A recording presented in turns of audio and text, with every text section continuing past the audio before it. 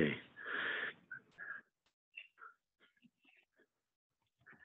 This time I'd like to call the meeting to order of the CAC on December 6th. I hope all of you have done your Christmas shopping and have got it all done. So I think everybody's in good shape. There's no worries, no panics. At this time, I'd like to call the meeting to order. Are we okay? Okay. At this time, I'll call roll call, then right after roll call, then I'll read what requirements we have to do so we don't get into trouble. So at this time, if you will call the roll. Thank you, Katrina. Mr. Cunha? Yes. Mr. McLaughlin? Mr. Clark? Ms. Zimmerman? Ms. Brown? Yes.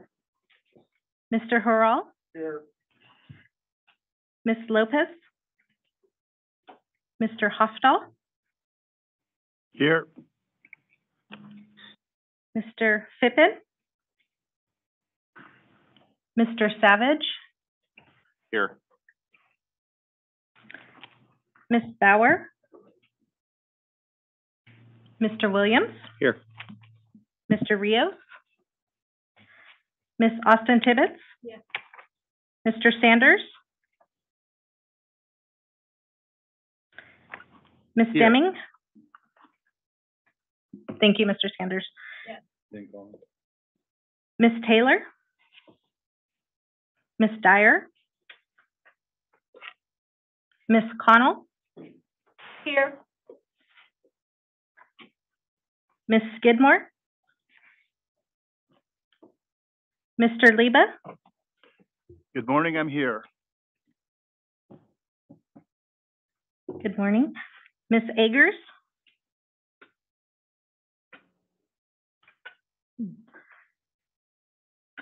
Mr. Helm?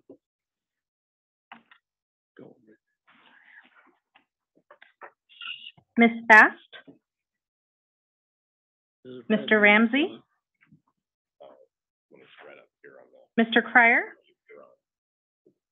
I am here. Thank you. Thank you. Mr. Crump? Ms. Morrow? Ms. Matthews?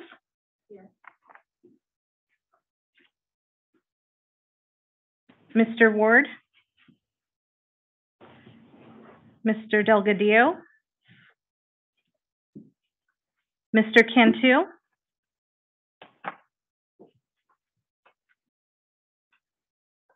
Ms. Nguyen? Mr. O'Brien? Mr. Smith? Mr. Medeiros?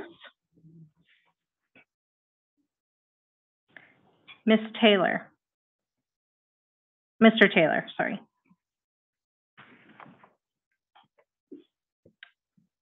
Through the chair, Ms. Connell and Mr. Cantu are present in the north. Thank you. Okay, through the chair, we have a quorum. Okay, great. Thank you.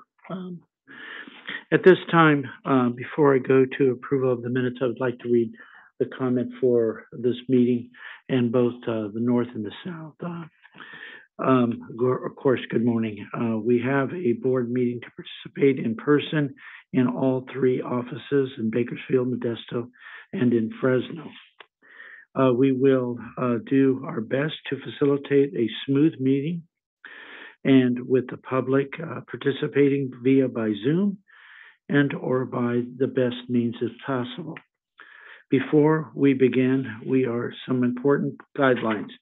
First is please turn off all your devices if you're doing by Zoom or anything else, or here at the district meetings, both the north and south. So please mute and make sure it's only your devices, please.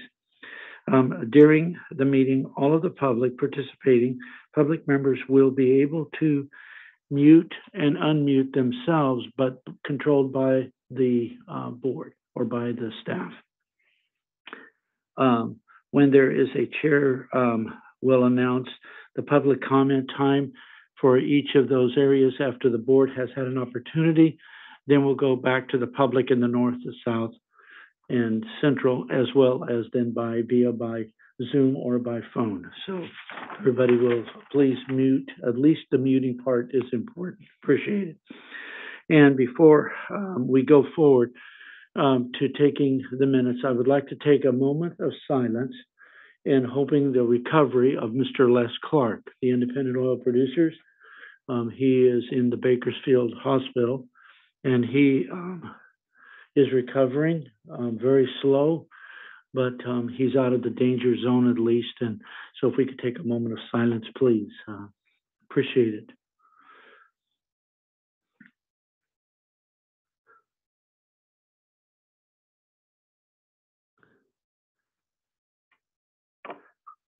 Okay, again, thank you very much, everybody. And I want to thank the staff for collaborating, getting everything going for our real first meeting. And I want to thank Mr. Lieberman as well for having some folks that are going to be being looked at as maybe participants down the road as alternates, as well as those folks. So I hope they're able to be on today to listen. At this time, we'll go right to item number 3, approval of the minutes for October 4th of 2022.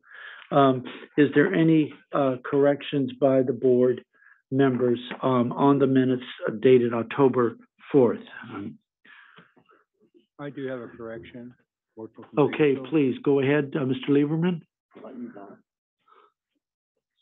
I've attended last board meeting on Zoom, but I was there, listening to everybody, but you guys couldn't recognize myself. And this happened not just at once, it happened before, but I don't know the technical problem was with my phone or with on your other end, but I listened to everybody and I hear all the voting, but you know, I pushed hands up, I pushed the mic, I did everything, and I didn't have no good results. Thought I mentioned that. Through the chair, we'll make that change in the attendance for the past meeting. Okay, great. Sorry about that in that activity. Sorry. Is there any other corrections to the minutes on the 4th of October? The only thing that got me on one is being here and on the other not being here. Through the chair, we'll make that correction. I came all. Yes, you were in person. Thank you, Mr. Horrell. We at least didn't lose you. That's a good thing. We didn't lose you. So, okay, we'll make those corrections. Any other items from the north or the south from the 2 offices? Okay, we'll go to the public. At that time, is there any corrections from the public in the north, via by phone or by Zoom? No public comments in the north. Okay, great, thank you. Let's go to the south. Any public comments in the south? We have no members of the public in the south. Okay, great, thank you. Let's come to the central. Is there any corrections or changes by the public? If not, We have one person via Zoom, okay, please. Miss Agers. Go ahead, please.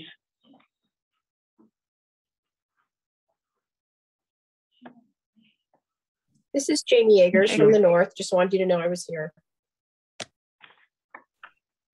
Okay, thank you, Ms. Agers. It is an in-person meeting, so we do have you on the Zoom. However, we're not able to note that in the attendance, but you clearly are, please participate online.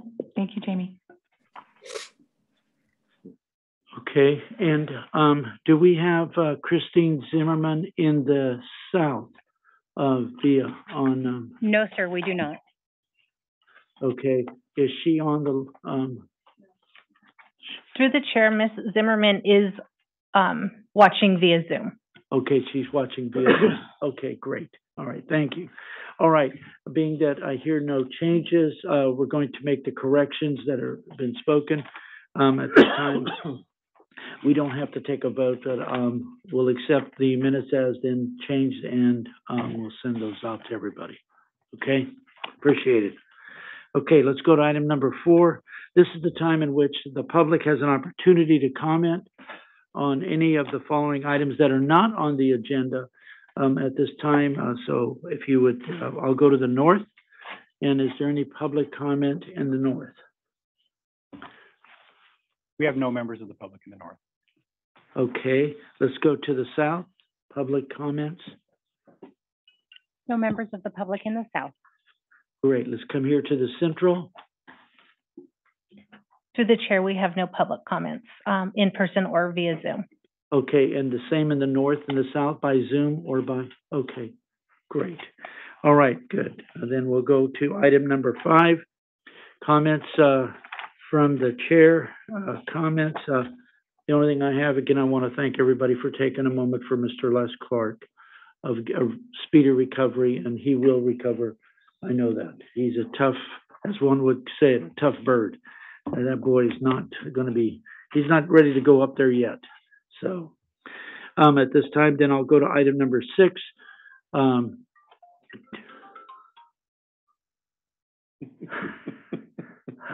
Okay, that's for everybody. Dinner at Harry's Ruth and Chris restaurant. Excellent. What do you think, Kelly? Good deal? I'll be there. Okay. All right. So let's go to item number 6. Ryan Hayashi will be taking Samir's place. And so please, sir, go ahead. Definitely not his place. I'll do my best to fill in. Good morning, members of the committee. Ryan Hayashi, Deputy Air Pollution Control Officer. I just have a few quick updates for you. Just wanted to remind everybody about December 15th is our governing board meeting. One of the topics that we're going to be discussing today, and it's going to be the major topic of that board meeting, is going to be the ozone plan that Jesse's going to provide an update on today. I also wanted to make everybody aware, entering December, we are in the full swing of our wood smoke reduction program, the award-winning wood smoke reduction program, and it consists of 3 different phases.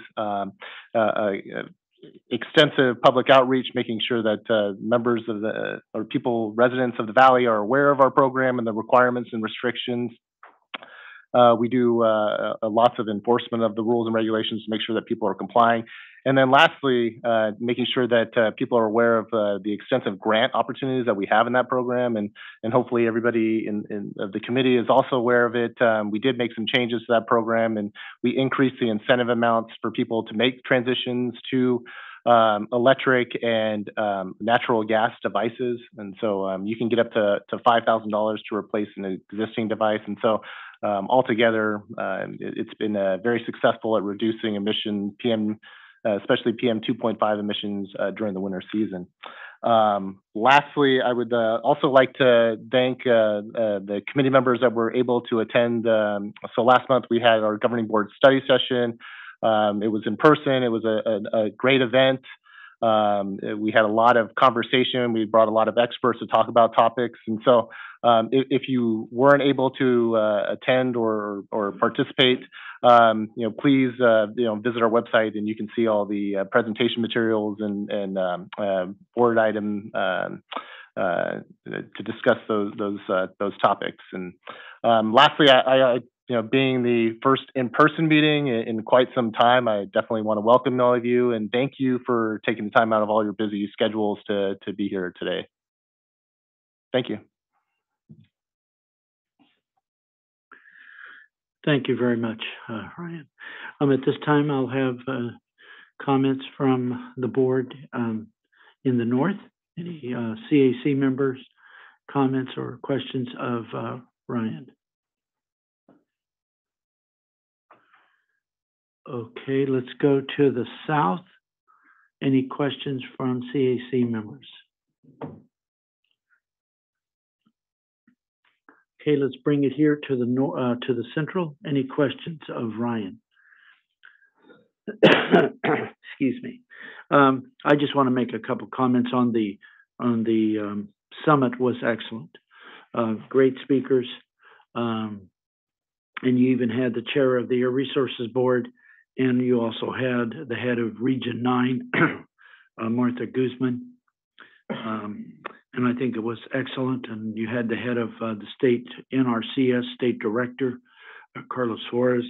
So I think you had a great turnout of of speakers, and the collaboration and the presentations I thought were very, very good. And again, want to recognize all the staff from all three air districts, from the north and the south and the central, for all the great work that the staff have done in putting that thing together and making it happen. It was a great opportunity. I think next time it will have to be a mandate that you will have to ride horses and mules and Clydesdales, because I think that will be part of the real festivity, and especially the deputies. The deputies will be given a Clydesdale, so this way we know that they will ride successfully into the hills. But again, I want to recognize Samir and the entire team and the board for a great job. And but again, thank you very much, Ryan. Anybody else have any comments?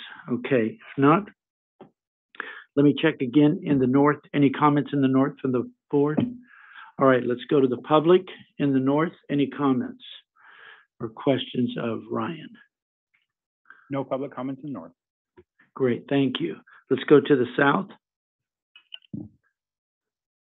No public comment in the south. Okay, great. Let's come here to the central. No public comments in person or online. All right, great. Thank you for doing that. All right, let's go to item number 7. I need a little bit of a break between notes. Good morning, everyone. Why don't we? I know, today is the Jesse Fierro show. I am Jesse Fierro. I'm the Director of Air Quality Planning here at the district, and you will, in fact, be hearing a lot from me today. So for everyone's sake, I'm going to keep this update as brief as possible. You have an update on rules and plans in your packets. I'll be talking about plans a lot later on. So I'm going to skip all that stuff and just highlight a few rule actions that have been going on. And I'm actually going to start at the bottom of your summary and work my way up. I want to point out that at the October board meeting, the governing board approved amendments to our refinery monitoring rule. This is a rule that was required by state health and safety code. We had a rule on the books. We had to correct a couple of things. So the board took care of that in October. We recently had a public workshop on our CMP rule, Rule 4550, on November 7th. Many of you took the time to be there and participate. We always appreciate participation in our public workshops and scoping meetings. So we had that meeting on November 7th, and I would anticipate additional workshops early in 2023. We have a workshop next week. A public scoping meeting next week on our crude oil production, the SUMPS rule. That's Rule 4402. That scoping meeting will be on Tuesday, December 13th at 3:30. We accidentally put the wrong day of the week in the notice the first time, but the date was always correct. The correct day and date is Tuesday, December 13th. Anyone who's interested can attend that workshop either in person or online, and all of that information is available on our webpage for anyone who wants to participate. We are still working on rules for leak detection and repair. We haven't had a workshop on that one in some time. I would anticipate that we'll have another round of workshops early in 2023. That concludes my update. Everything else is plan related, so I'll tell you about all those items later on today, but I'm happy to take questions on any of the rules I reviewed at this time. Okay, thank you very much. Let's go right to if there's any questions of the CAC members in the north. Yeah, Justice, this is Chris Savage. On 4550, I know it's been a month or so since you had the last session on that. Can you summarize as briefly as you can what changes you're anticipating making? For 4550? Yeah. Sure. So for 4550, that's our conservation management practices rule. And the key change that we're looking at is crediting measures on fallowed land. And we know that this is a very complicated and challenging issue. And really, in a lot of ways, the Air District is caught in the middle on this one. We understand that growers are really in a tight spot on some of the water issues related to the State Groundwater Management Act. And because of that, many growers are going to be actively, the active production is going to be decreasing at a lot of those operations. And as a result, there are some concerns about increased particulate matter. We also know that there are a lot of programs already available through NRCS and other opportunities. And so we're looking to partner and understand at this point to make sure that we're accounting for changes due to fallow land and that we're accounting for the programs that are available, and whatever we do and take credit for in that role to make sure that we are basing it on sound science along the way. So that's kind of the 1-minute overview of that effort. Yeah, thank you. I just want to make sure that's still with the track you were heading down. Thank you. It definitely is. Thank you for asking. Okay, any other member in the south, in the north of Jesse? Okay, let's go to the southern office.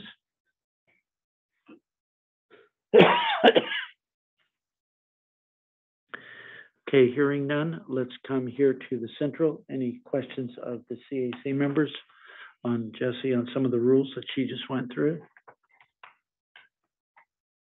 Okay, great. Let's open it to the public in the north. No public comments in the north. Great, thank you. Let's go to the south. No public comment in the south. Great, let's bring it back here to the central. No public comment or online in Fresno. Okay, great, thank you. Thank you very much, I'll be back. Jesse. Okay. Yeah, I've got to make sure I don't lose you. All right, let's go to item number 8. Verbal report from the Air Resources Board. At this time, Carr, who from is going to do? Hi, Mr. Chair, can you hear me? Yes, who is this, Laura? Hi, yes, this is Laura Carr, Air Pollution Specialist with the California Air Resources Board. And I have today's update on actions taken by the CAR Board at our November hearing. So this was a 2-day meeting actually over November 17th and 18th held in Sacramento. So because it was a 2-day meeting, we do have quite a few items, I think 5 discussion items that I wanted to at least mention briefly here, but I'll do that as quickly as I can. The first 2 items are actually research contracts that the board approved. The first one was impacts and implications of California housing and transportation costs. So this was a contract to develop estimates of housing and transportation cost burdens across California, and also recommendations to reduce those burdens in the most impacted populations. The contract will inform CARB and other public agency efforts to equitably meet greenhouse gas and vehicle miles traveled reduction goals throughout housing and transportation policies. The second research contract that the board approved was State of Zero Emission Vehicle Secondary Market and Accessibility Impacts in California's Underserved Communities. This was a contract to enhance CARB's understanding of the secondary zero emission vehicle market and used ZEV buyers to increase access to ZEVs in California's underserved communities. So this contract will enhance our understanding of the issues that drivers face accessing used ZEVs, and will also help inform implementation of the Advanced Clean Cars 2 regulations, which the board has adopted and which called for 100% of the in-state sales of new passenger vehicles being zero emission by 2035. And it will also help inform incentive programs. The next item was the proposed amendments to the in-use off-road diesel fueled fleets regulation, and the board approved that as well. These amendments will help reduce harmful emissions from off-road mobile vehicles. And the mechanism for that is the regulation will require fleets to phase out operation of their oldest and highest emitting off-road diesel vehicles, prohibit the addition of high emitting vehicles to a fleet, and also require the use of renewable diesel in off-road diesel vehicles. The next item was the board approval of proposed fiscal year 2022-23 funding plan for clean transportation incentives and proposed Carl Moyer program changes.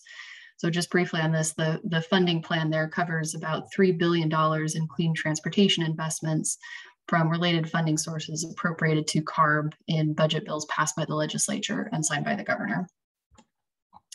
And then the last item that I wanted to discuss today was the proposed in-use locomotive regulation.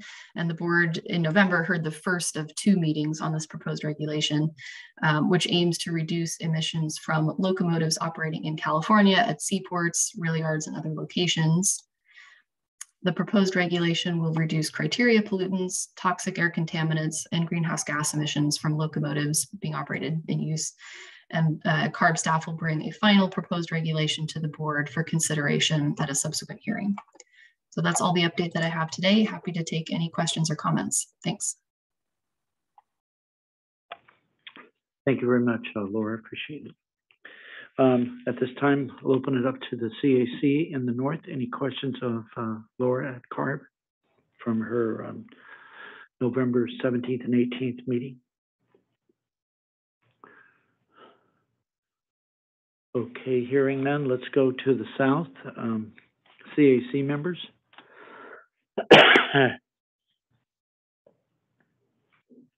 Hearing none, let's bring it back here to the central. Ms. Brown, go ahead, please. Good morning, Laura. I'm another Laura. I had a couple questions. Can you clarify how much of the $3 billion budget was going towards the Carl Moyer program? That's a good question. Thank you for asking that. I don't have that detail in front of me, but that's something that I can pursue and try to get an answer for you on. Okay, thank you. And I had one more question. I think at the November CARB board meeting, there was an item for the Advanced Clean Fleets proposed regulation. What is the follow-up that we can expect for that? I believe that was at an earlier hearing. I could be wrong. I think that may have been held in October, but I'm not seeing it on the agenda that I have in front of me for the November hearing. But again, that's something. October. Time's flying. But yeah, again, that's something I can follow up to see what next steps might be on that and get back to you. Okay, I remember that they said they were going to open it up to a 15-day comment period, but I haven't seen anything come through on the listservs. Okay, sure. I will see if I can get confirmation of that. Yeah, thanks. Any other member of the CAC from Central? Questions? Okay, let's go to the public in the south. Excuse me, in the north. Any public comments?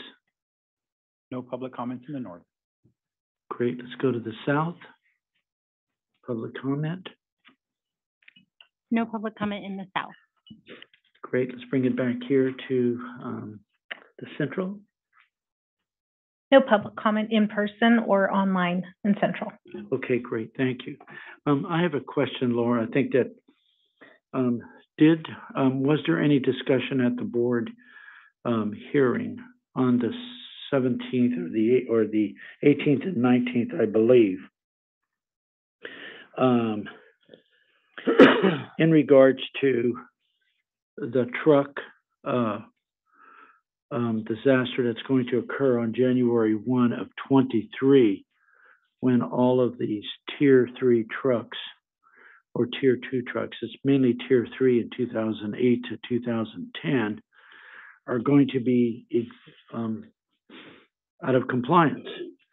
And I understand that number could be as high as in the whole state of something of 300 to 400,000 trucks will not be registered by DMV come January 1 to get their tags. That is definitely going to be an absolute disaster because there is no 300 to 400,000 electric trucks at all in the world being made. We're lucky right now to find 20 or 30 electric trucks in the United States and even out to meet even the need. So was there any discussion of what what they're planning to do, what CARB is planning to do with this crisis that will occur with all these people's jobs in rural communities, especially a lot of EJAG communities that have a single truck. They are not going to be able to drive their truck to produce or to move food across this country or across this state. Was there any discussion at all? Or was there, well, I'll just flat out say, was there any care about the food distribution system of what's going to happen? 350, 400,000 trucks in this state is no small number at all. So was there anything at all, Laura, or was it just we worried about only electric? Thank you, Mr. Chair, for the question. I didn't see anything related specifically to truck and bus regulation implementation on the agenda. I think it's certainly an interesting point, an interesting question, and I appreciate that you brought it up. I cannot speak directly to whether or not that came up in any discussion related to any of the items that were held at the hearing. So I can't answer that question for sure, but I certainly take the point and appreciate you bringing that up. Okay. Manuel, through the chair. Yes, please, Yes. Kelly. Could you get that answer and email it to us so that we can all have it, please? Thank you. Yes, absolutely. Thank you. Can I Yes, please, Ms. Brown. I think there's the extensions for the ag use is going to expire in 2023. And then I think there's also a question about any of the trucks that had the PM retrofit filters as to whether those expired in 2023 as well. So that would be helpful as well. So thank you very much. I appreciate it. Maybe, Miss Laura, maybe we can have Craig Siegel, who oversees the bus and truck rule, that maybe you're able to check with him to see what is going to happen, because these rural communities, many of the EJAG communities are going to be asking the representatives that go to the EJAG meetings as well as the CAC meetings, what are we going to do come January? What are we going to do in February? So I think if you can check with Mr. Craig Siegel to see if there's some type of answer. I mean, the district has no control over these at all, zero. And these are community lives, people. And being that the trucks are not being made right now, and the delay for a regular diesel, clean diesel, is out close to a year and a half before you can even get a truck. So if we can have some type of assistance, or if there's going to be, of the $3 billion, is there going to be a couple $100 million to put these folks into a cleaner 2012 or newer truck? Would there be some funds available? And if those funds could run through, and I know that Ryan's not going to like this, but I think it needs to be run through the San Joaquin Valley Air District. They have a tremendous relationship of getting funds out to programs. Not to say that CARB does, but sometimes the air districts in the rural communities have a better relationship, I think sometimes so. But if you can find that out from Mr. Craig Siegel, I think that would help and get out to everybody right away if we could, and maybe have something to be presented at the San Joaquin Valley Air District Board meeting next week. And if that would be able to happen, that maybe Mr. Craig Siegel or the new Richard Corey, which is Steve Cliff, might be able to appear at our board meeting maybe and give some type of report of what we are to do in these rural communities, because these are people's lives. And I apologize to the members of the CAC for this dissertation, but it's absolutely crucial. I've ran into a lot of these individual truck drivers that haul ag produce, and they're not going to be able to do it. And that scares me, because now what do I do with the ag produce? They can't move. So we already have an inflationary issue going on where lettuce is $6 a head. I'd hate to see oranges and lemons and all this other fruit suddenly going up to that type of a price. So I'll stop there and apologize again to the CAC members. Is there any other questions by the CAC members to Laura? I do have a Okay, question. please go ahead. I would like to concur with you, what you said, and I agree with you totally. I'm coming from an agricultural background and we have sub-hauls to haul our produce and stuff. And it is getting very difficult getting compliance, what's coming down, but the technology is just not there. John Deere has a program in the Midwest.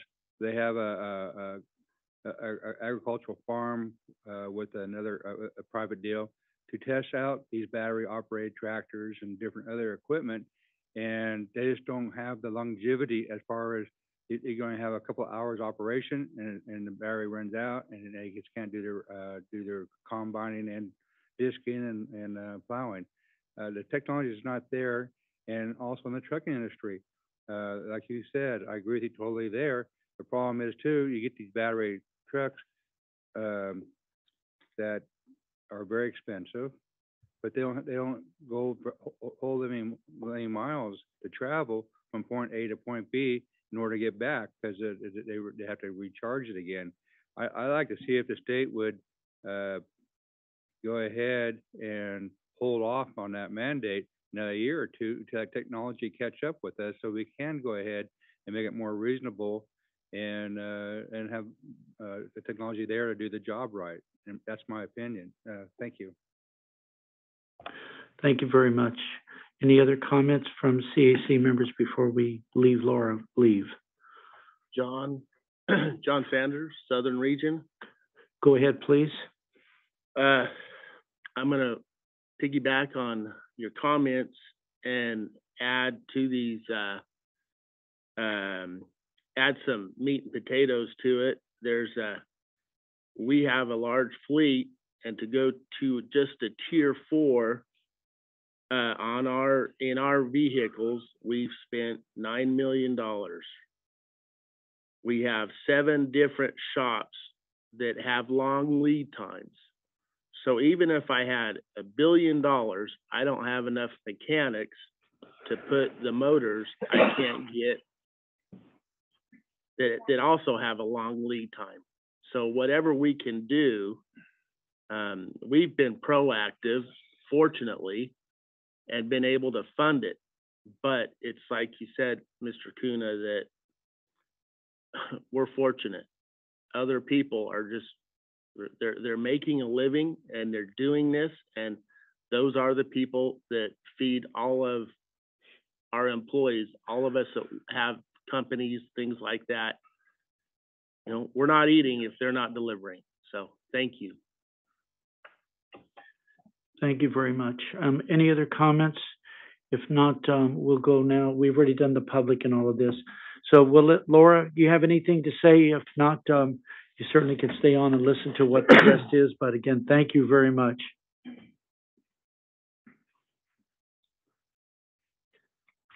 Okay, let's go to item number 9. The 22 plan for the federal 8-hour standard. Jesse, and we have your honors again. Yes, thank you. Unfortunately for my voice, I have people helping me out today.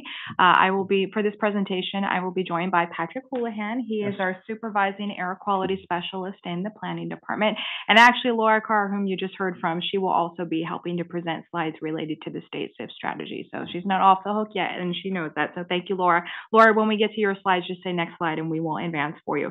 And so actually, Patrick is going to kick this off for us. All right, thank you. As I said, I'll go first to give Jessie a little spell, although, you know, Jessie, she could talk for hours and hours and hours.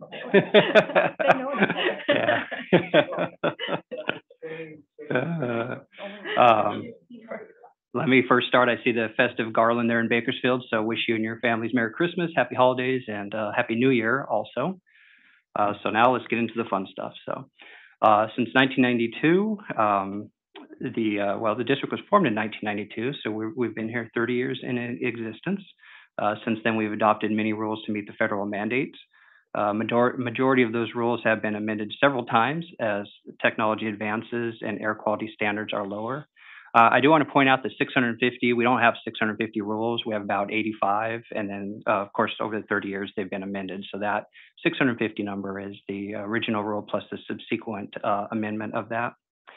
As indicated by the graphic there, NOx is our key precursor to ozone. And NOx levels from all sources have declined over 75% since 1980. Oh, yeah, thank you. Let me draw your attention to the graphic in the corner. The goal is to get to green or even better, dark blue. Later in the presentation, CARB has a slide that models what the valley will look like in 2037. This graphic represents actual measured air monitoring data from the year 2000 to 2020, and it indicates the tremendous progress that's been made. It has taken several air quality plans to get to this level and onward into the future. Each plan builds upon the work of prior plans while adding unique new strategies to the ongoing effort. Along with those strategies, regulatory development, outreach, continued research, and incentive programs, these all conflate to improve the valley's air quality. The district is required to adopt a new ozone plan this year. We're calling it the 2022 ozone plan for the 2015 ozone standard. The valley is designated as extreme non-attainment with an attainment deadline of 2037. And we will attain that goal as we have worked with many agencies to develop our plan. We will receive significant emissions reductions through control strategy, regulatory control measure commitments from CARB, and the district's own innovative further study measures. This plan goes to the governing board on December 15th for adoption. Leading up to that, many rules have previously been amended to get further reductions along the journey to attainment in 2037. The valley has already begun receiving this benefit as 2 of those rules you see there have been implemented, with the rest beginning a year from now.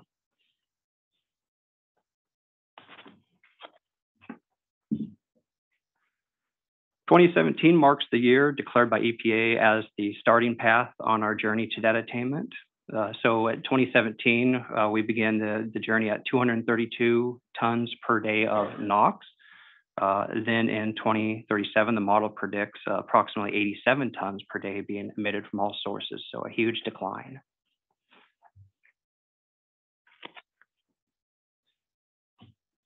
They say a picture is worth 1,000 words, but in this case, the blue trajectory line can be measured in pages.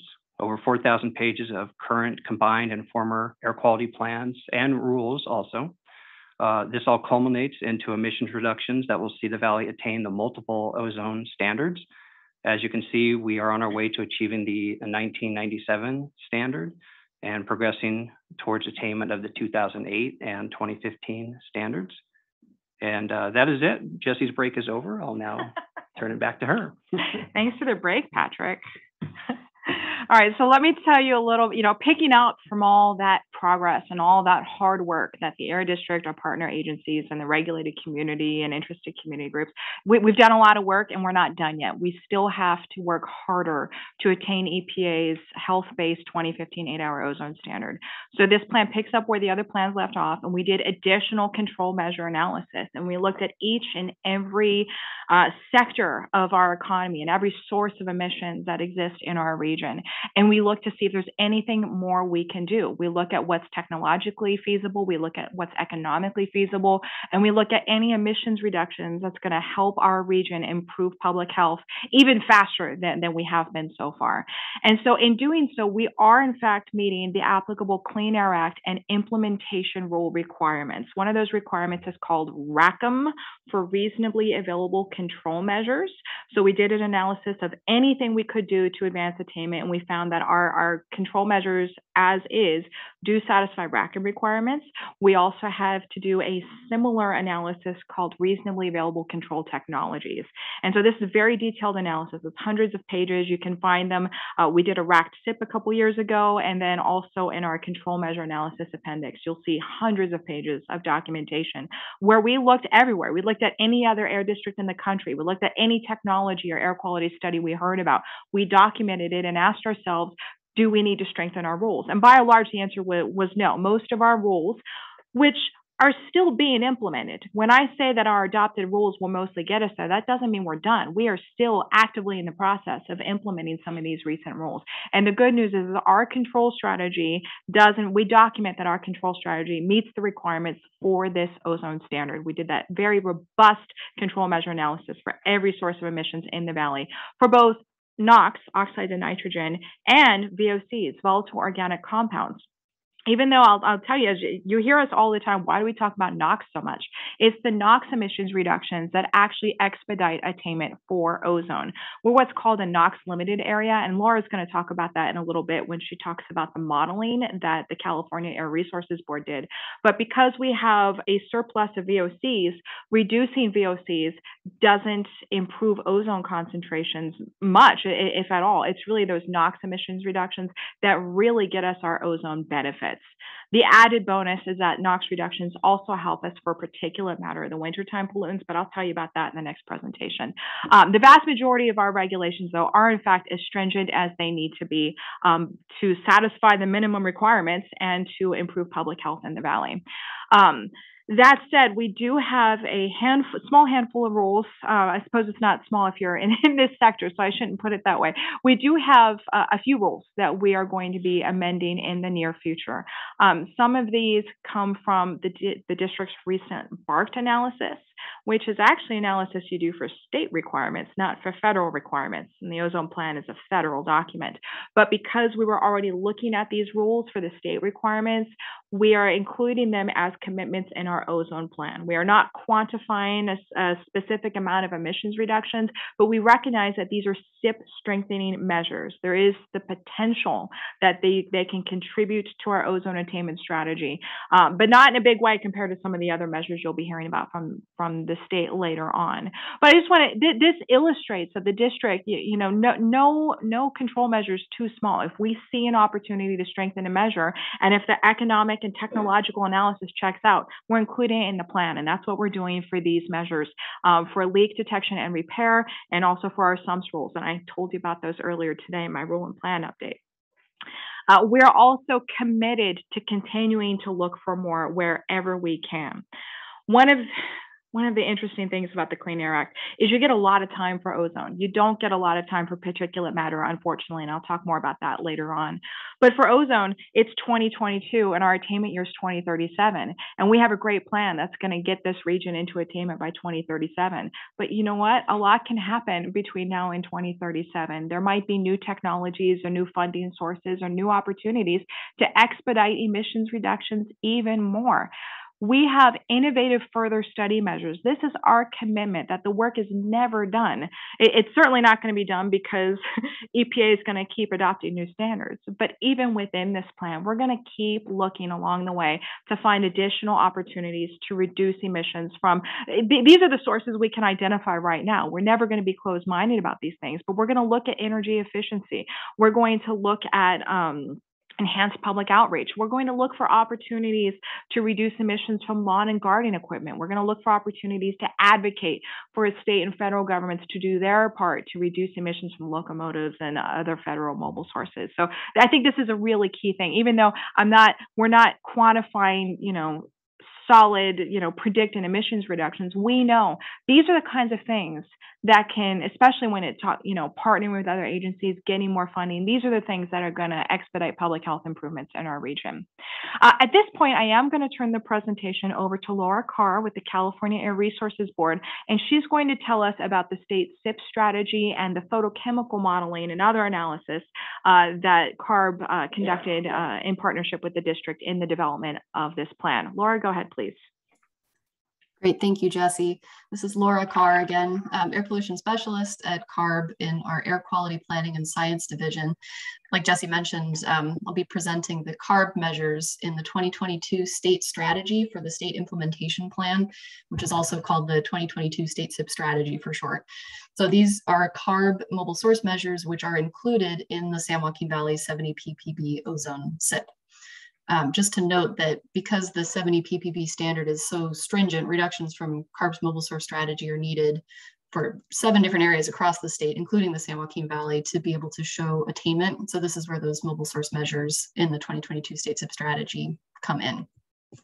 So in September 2022, the CARB board approved the state measure commitments in the 2022 state SIP strategy, following a robust public process to develop the strategy.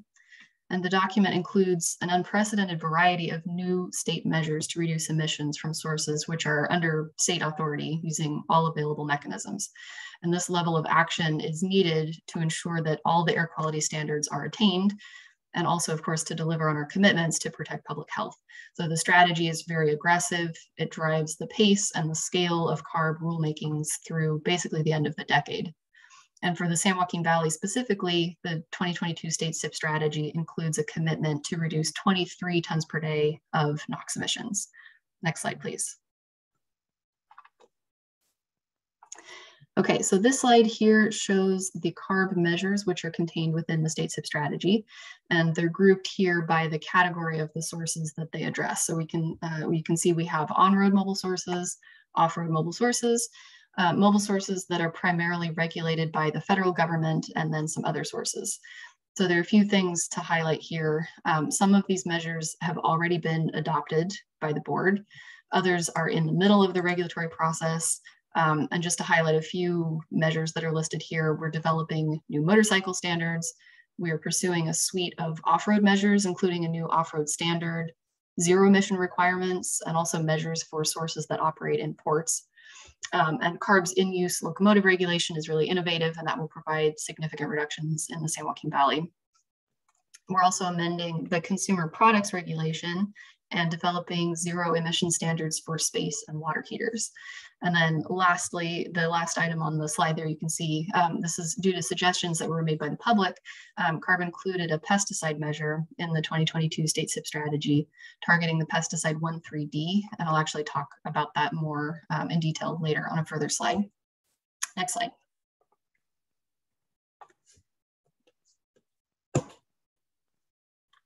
Okay, so this shows the same list of measures, but this time it also shows the schedule for CARB board consideration and also implementation for each item.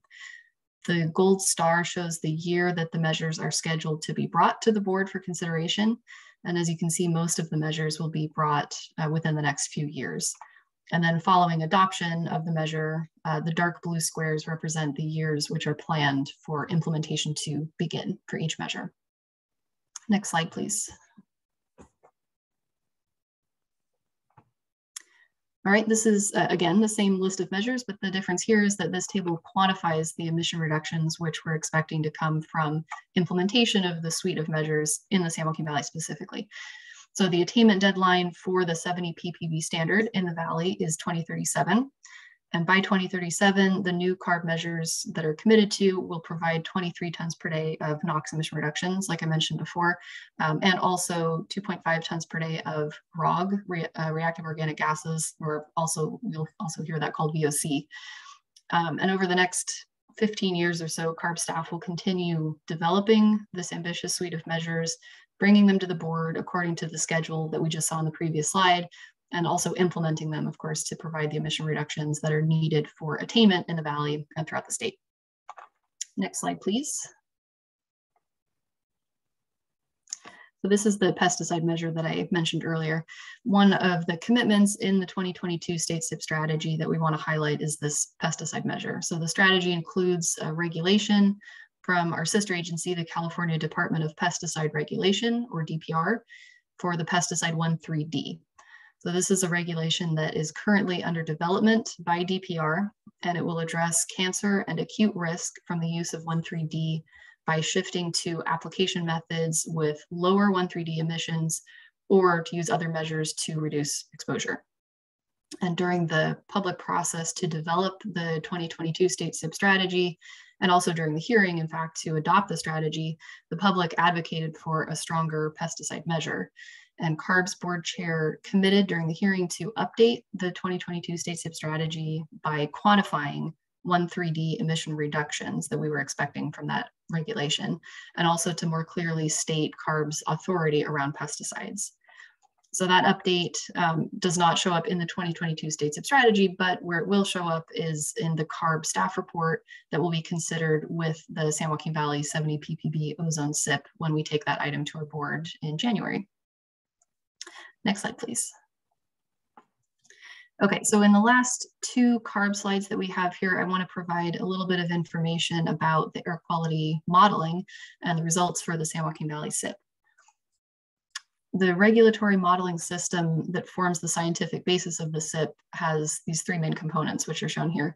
The first is the emission inputs that represent both human activities and also natural sources, such as VOC emissions from plants. And this also includes boundary conditions that represent the pollution that is in the air that gets transported into California. For example, the pollution that gets transported from Asia into the Western US. The second component is the meteorological model, which accounts for the transport and also dispersion of emissions in the air. And the third component is what's typically thought of as the air quality model, and that is the representation of the chemistry and the physical processes that transform pollutant emissions into ozone. And the way the modeling is used in the SIP is in a relative sense, which means the model is used to predict how ozone will respond to changes in emissions between 2018 and 2037. That relative change in the modeled ozone is then used to scale 2018 base year design value to predict the 2037 future year attainment design value and attainment of the ozone standard. Next slide, please. Okay, this is the last slide we have here, and this really summarizes the modeling results for the San Joaquin ozone plan. So between 2018 and 2037, we estimate that CARB and district rules, combined with all of the new measures that I covered earlier from the 2022 state SIP strategy, will achieve NOx emission reductions in the valley of over 70%, while VOC or ROG emissions will be reduced to a lesser extent at about 10%. And that gets to what Jesse mentioned earlier about how the valley is a NOx limited atmospheric regime. And so NOx reductions are really critical for us to focus on rather than VOCs. The San Joaquin Valley has a large source of natural VOC emissions from plants. So that means that as long as NOx emissions are sufficiently high, there will always be enough VOCs to form ozone, even if we controlled all of the VOCs from human activities. So this SIP and actually other SIPs that we do for the San Joaquin Valley are really focused on NOx reductions.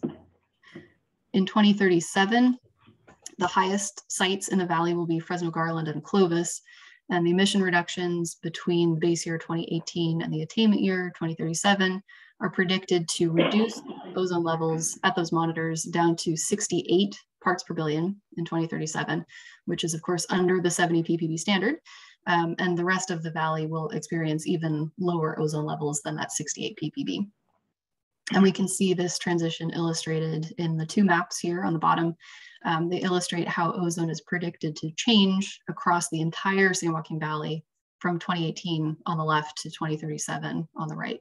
And as we can see, ozone air quality is predicted to improve significantly in all areas of the valley. So with that, I will hand it back over to the district to finish off the presentation. Thank you so much, Laura.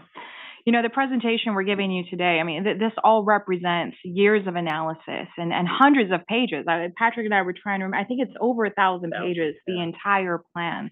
And we're really hitting the highlights here, but the plan is really about showing your work and trying to be as careful and detailed as possible, because that's what the regulations require, and that's how we ensure we get these public health benefits. Even you only had 2 modeling slides in the presentation today, but the modeling appendices in the plan are much, much longer. So much analysis and and effort goes into really understanding the science and making sure we're documenting everything very carefully. And there's a lot of other analysis that goes into this plan as well. We spend a lot of time analyzing transportation emissions as part of this plan, and we work hand in hand with all 8 counties of the San Joaquin Valley with our metropolitan planning organizations.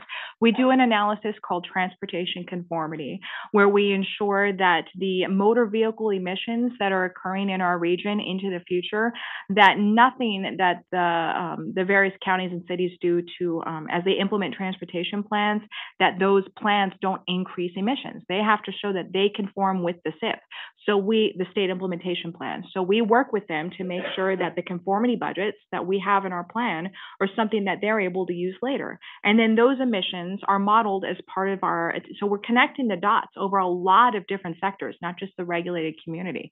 We also work with NPOs to review what's called transportation control measures. And they had a consultant that looked at all the opportunities to do public transit and smart growth and things that would help reduce reliance on single occupancy vehicles, so that we can reduce, not we, the air district, but so that cities and counties can do their part to make sure that we're reducing emissions to the extent that we can. We also had to do an analysis called the VMT offset. That stands for vehicle miles traveled. And it's a Clean Air Act requirement. It's in the implementation rule. You have to show that any growth in emissions due to people driving more is being offset through measures in the plan. So those are some of the other analyses. These tend to be people's least favorite analyses. So that's why I crammed a whole bunch of them onto one slide so we can just get that done. Another part of analysis that we do in the plan is called reasonable further progress. And this is where we look at all the emissions reductions the plan will be achieving.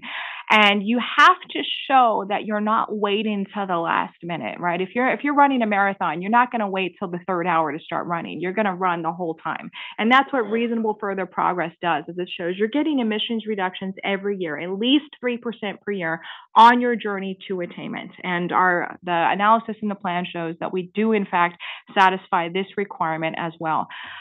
I just like to stop and look at this chart sometimes because it still blows me away. Look at those NOx emissions reductions. In 2017, our NOx emissions are 232. Back when we wrote the 2007 ozone plan, our NOx emissions were around 450. We've cut it in half. And now we're going to cut it in half and then some on our journey to 2037. That's a huge amount of emissions reductions. And I'll point out that something you're not hearing about in this presentation is something called a black box.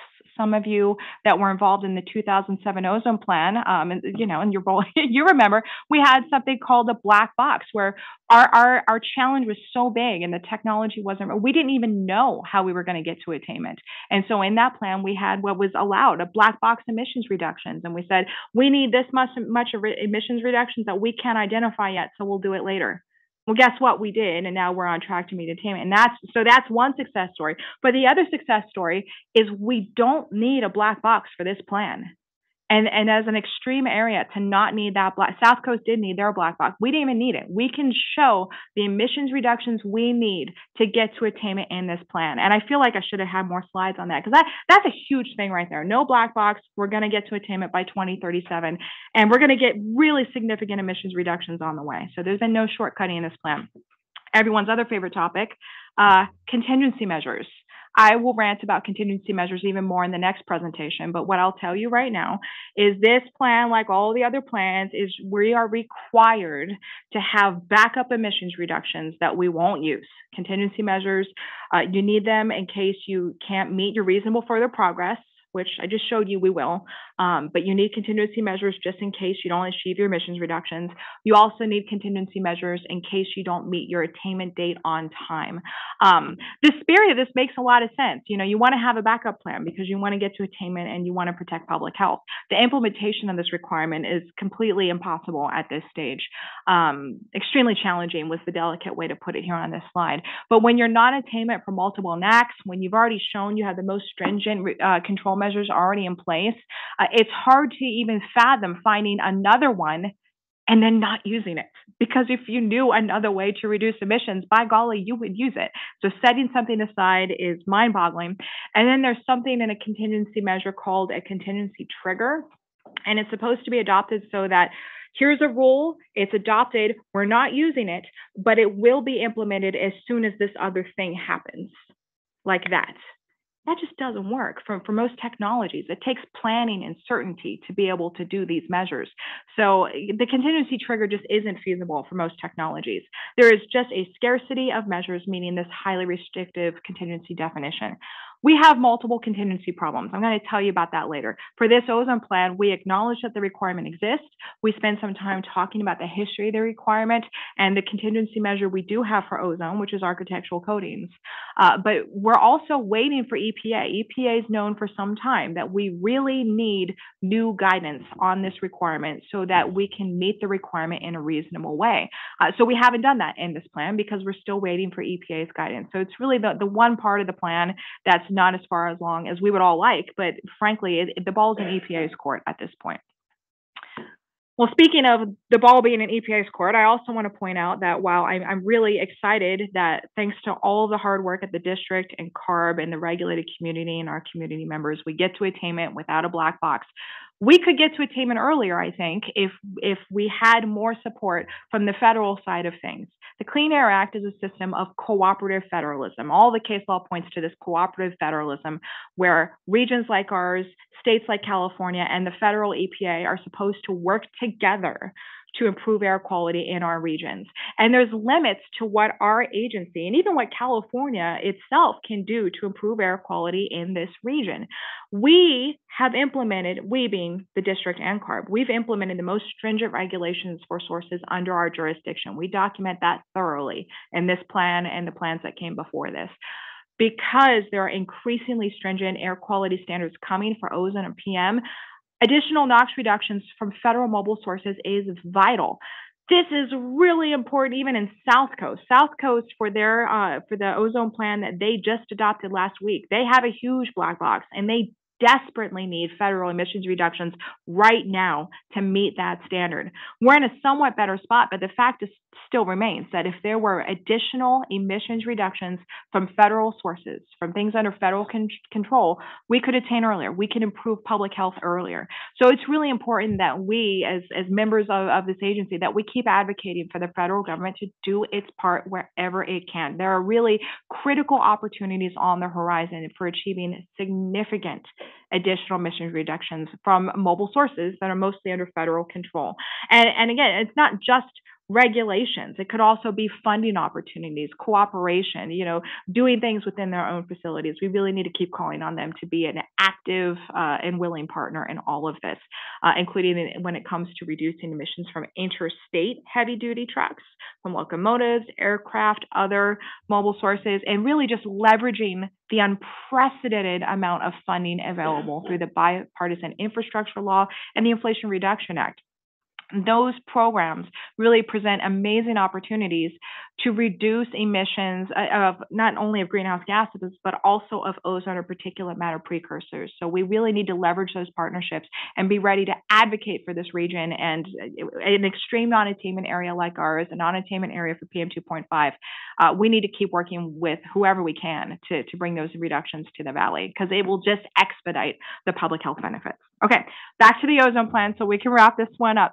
We've been talking about this ozone plan here for several minutes, and we've been talking about it in the public for much longer. We've been holding public workshops and opportunities to engage since February of 2020, so about 2.5 years. We've been giving regular updates to our governing board. We've been giving updates to CAC as well. We've held public workshops, technical work group meetings, lots of opportunities for people to get involved, and people can always send us comments or questions via email. We've always responded to those very quickly. The most recent workshop we had was on October 27th. So now that we're in the home stretch, we had posted some initial chapters of this plan back in May and taken comment on those. We posted the entire draft plan in mid-October. The proposed 2022 ozone plan published on November 15th, 2022. And like we said, it's over 1,000 pages. So there's a lot of documentation in that plan, but the link is there for your reference. We are taking this plan to our governing board and asking for their approval of the plan at the December 15th governing board hearing next week. If the governing board approves it, it would then go to CARB for consideration at their hearing in late January. So what are we asking for from you? Well, first of all, we're happy to take any questions or comments you have, but you may notice that this was listed as an action item on your agenda. And so for items like this, and Ryan, you can jump in and elaborate as you see fit, but we're not looking for you, your board, you don't really like approve or disapprove the plan, but what you could do is as you discuss it, if you choose to support the plan, then the chair could note in his update to the board next week that the Citizens Advisory Committee voted to support the plan. So that would be the kind of action that you could take today if you like on this item. But that concludes the presentation, and I'll turn it back to Ryan and the board. Thank you very much. Brian, any comment before I go to the members? No, Jesse did a great job of explaining kind of the action that the CAC could take to support the work that's been done, the extensive discussion and education that's been provided. And so, yeah, we'll turn it back over to you. Thank you. Okay, and Jesse, from your standpoint, my question is that in this document, one could remove certain parts and say they don't support certain parts of this plan, and that would go forward to our board, correct? Whatever your Whatever the committee, group yeah. wishes to do. Mm-hmm. Okay, perfect. Okay, great. All right, let me open it up at this time to the north, to the CAC members, please. Any comments for Jesse or Mr. Houlihan. Mr. Patrick Houlihan, Houlihan? Excuse me. So through the chair, this is Chris. I've got some comments and questions, if that's all right. Go for it, Chris, please.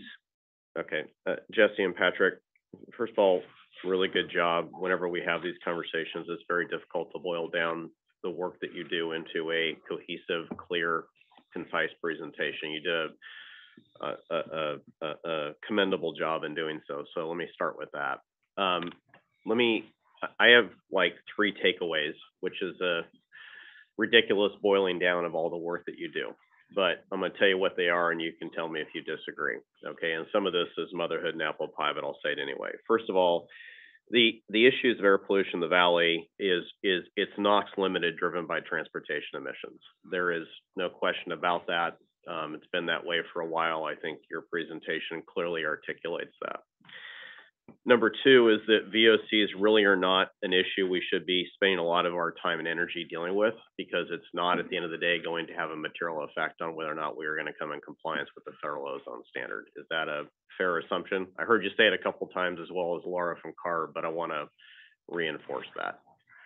Yeah, I think at a high level that is correct. The only caveat is that we're still required to look at VOC control measures as part of the implementation rule, but you're absolutely right. When it comes to advancing attainment, it is all about those NOx emissions reductions.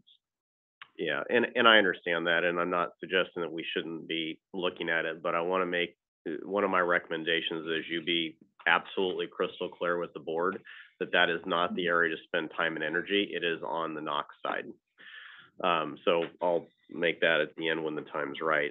And the third takeaway, which you said, which is, but I'm going to restate it in my own words, which is really CARB and public investments, what's going to be required for us to achieve the ozone standard. I don't believe there is enough work that this district can do to come anywhere close to achieving the standards. I think you guys did a commendable job in articulating that, and I think Laura reinforced that with the expectations of what CARB needs to do. But I want to at least also recommend that it be crystal clear in your presentation to the board that that really is the investment that's going to be required. There is nothing singularly that this district can do that will ever achieve that standard, not even close. So those are my 3 takeaways, and we can discuss or debate them later. And then I had 3 questions. The economic growth that's built into the model, do either you or Laura have that number off the top of your head? Because when you look at the emissions, it's directly tied to economic growth, and in some ways, at least related to transportation when it comes to movement of goods and services, as well as stationary sources. Do you have an economic growth escalator built into the model? I'll start the response to that, and then Laura, if you or someone else at CARB wants to jump in, you can. There are economic growth projections built into the plan, and it really varies by sector. When you look at the emissions inventory in Appendix B, you're going to see tables and tables of numbers. And what we do is we do a base year inventory based on reality, based on our collection of data at that time. And then what we do is we grow the inventory, and I put that in quotes because it doesn't always get bigger. Sometimes inventory growth is a decrease, but we project the inventory into the future based on a couple of factors. One of those is a growth factor, and that will look at economics in particular, and it varies by sector. Those growth factors are built into the inventory. We work very closely with various state agencies. It depends on the sector, but every category has economic growth projections baked into it based on the best available estimates we have at the time. It is not a perfect science, but we make the best available, we make use of the best information we can at the time. The other thing that's put into the inventory for future year emissions are the control factors. So every time we adopt a regulation, we put together a numerical control factor that will also be used to predict the future year emissions inventory. So I hope that starts to get at your question and just acknowledging, yes, economic growth for each sector and each category in the inventory, it's one of the things that we do look at. Yeah, and I appreciate that. And I guess I know that you do that. I guess my question or my ask is that you include that in your presentation to the board, because understanding what you're expecting in terms of what the valley will look like in 20 years is going to be really, really important. And if part of the board's decision making has to be based around the economic future of the valley, and I think they need to understand going in for approval of this plan to understand what those economic growth factors are that you've built in, and that they feel comfortable with it at the end of the day. So we can take that offline if need be, but that would be one of my suggestions. And then the last is, I guess, less of a question. Well, it's a question than a comment. So there are some critical assumptions built into the model that have to happen in order for you to achieve the 2037 standard, right? And you've articulated those in terms of the investments required from CARB on the mobile source side. You've put them in relative to the rules. Are there any, is there two or three, and I may not articulate this as clearly as I'd like, so feel free to ask me a question. Are there two or three key public investment decisions that have to occur in order for you to achieve what the model says you will achieve over that time period? And does that make sense, Jesse? And I apologize if it's a little opaque. Yes, I'm not trying to make it that way. Yeah, it's a really interesting question. I mean, I think the short answer is probably no. I mean, the biggest things that have to happen are just continued implementation of the regulations that we've already adopted is the biggest thing. The model is somewhat conservative, and that the model still assumes that wildfires are going to be happening because they are still going to be happening. In reality, as you get close to attainment, you can go through a process to take wildfire days out of your final attainment determination. So in that respect, the model is actually conservative. So I don't need anything to happen with respect to wildfires. Laura or anyone else at CARB, do you have anything maybe more technically savvy to add to that response? Sure, this is Laura. I can maybe say a couple things here. And then we also have Jeremy Avis on the Zoom meeting as well. I don't think he's been elevated to panelist or anything, but perhaps he might also want to chime in. So maybe he can be unmuted at some point here. But I think... And we'll try to correct that right now, Laura. Oh, okay. Yeah, perfect. Thanks. Thank you. Okay, thanks. Yeah, I guess sort of along the same lines as Jesse's comment, actually, just that you know, we've laid out all of the measures that we know on the CARB side we need to develop, pursue, bring to the board, have the board consider and adopt, and then implement them. So I think one important component, you know, one action item that we have, broadly speaking, is just to make sure that we're on track with that schedule to bring those measures to the board and to get them adopted and then implemented. Perhaps I'll see here if Jeremy has anything else that he wants to add as far as the modeling assumptions, anything that we might need on that side, if he's available. Yeah, thanks, Laura. This is a really interesting question, and I think it gets at that, I mean, really, it's the combined reductions that we really need. But I think it is interesting to maybe go back and look at the inventory and look at where we're actually seeing, we're estimating the biggest reductions are going to occur and what is causing that, what rules or regs are leading to those reductions. So yeah, I don't have a specific answer to what needs to happen other than, like Jesse said, continued implementation of the rules that that are on the books and then what we proposed. Thank you, Jeremy and Laura. I appreciate that, and thanks for trying to answer a difficult question. And where I'm ultimately headed is, whenever you do a review of a complex model like this, and you put it in front of policymakers to have to say yes or no to something, it's very difficult to necessarily tease out those bottom line key elements that are absolutely needed to happen. Not just I adopt a rule, but I adopt a rule and there has to be funding, as a very loose example, right? So they're very clear that when they say yes to this plan, that these, I'm again boiling it down, these 5 things must occur in order for this plan to be successful. And then what are the key elements you're going to monitor along the way in terms of the model assumptions to see if we are on track year. I'm not just talking about rule development. I'm actually talking, go back to the economic assumptions that I'm making. And are we in line with the economic assumptions that were made in the model, and do that check in on a regular basis so that we make sure that we're, still, the model is still reflecting reality. And I know Jesse and Patrick, you guys update this all the time and look at it, so I'm not implying you don't, but I think it's part of the communication back to the board that I think's an element that we've probably missed in the past, because we show them what the rulemaking is going to look like, but we don't always show them the underlying assumptions of the model and whether or not those assumptions have held over time. So with that, I've spoken more than I normally speak, so I'll let it go with that, Mr. Chair, but thank you for the time, and Jesse and Patrick and Laura, thanks for your time on doing this. Your points are well taken. Thank you. All right, thank you very much, Chris. Anybody else in the north of the CAC? Mr. Chair, can I make a couple of comments and questions? It's Ned Please, Leva. sir. Yes, please. First, I do echo exactly what Chris said. There may be a lot of implied, disclosed, and undisclosed elements. And I guess the appeal here is that the plan that does go to the governing board will include the types of information that was requested by Chris. And so does that take a motion, or is that just, is there a commitment here to take to heart what Chris has said about 4 or 5 specific areas? And will the governing board, the document you provide to them, include what Chris has suggested, or do we need to have a motion and take a vote?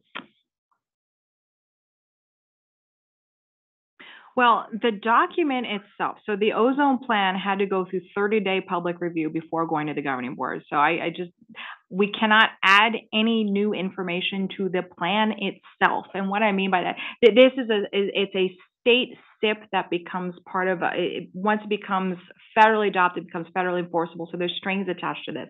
So as far as changing the plan itself, that's not something we would be able to do before the board. But what we can do is we can provide some of that supplemental information as part of the PowerPoint presentation that we give the governing board. So if you wanted to make a motion to support the plan, provided that we provide certain information to the governing board as part of our presentation, that would be the kind of thing where you can make a motion, and then if the board approved it, then the CAC chair would say that in the meeting, and then if I didn't say it during the presentation next week, I would look back.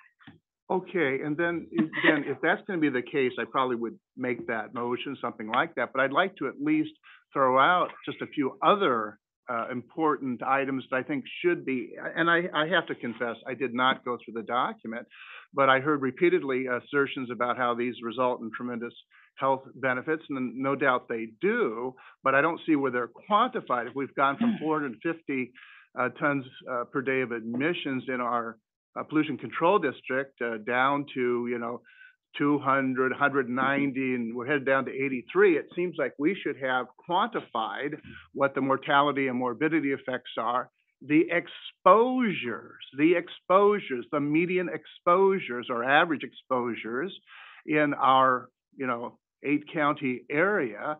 And we also should have, kind of like Chris was saying, what's the cost of this? What are the impediments? Look, the Global Warming Solutions Act said we cost a metric ton reduction in GHGs. For each of the measures that result in a projected reduction in NOx, we should have the cost per metric ton. Maybe it's in that document, excuse my ignorance.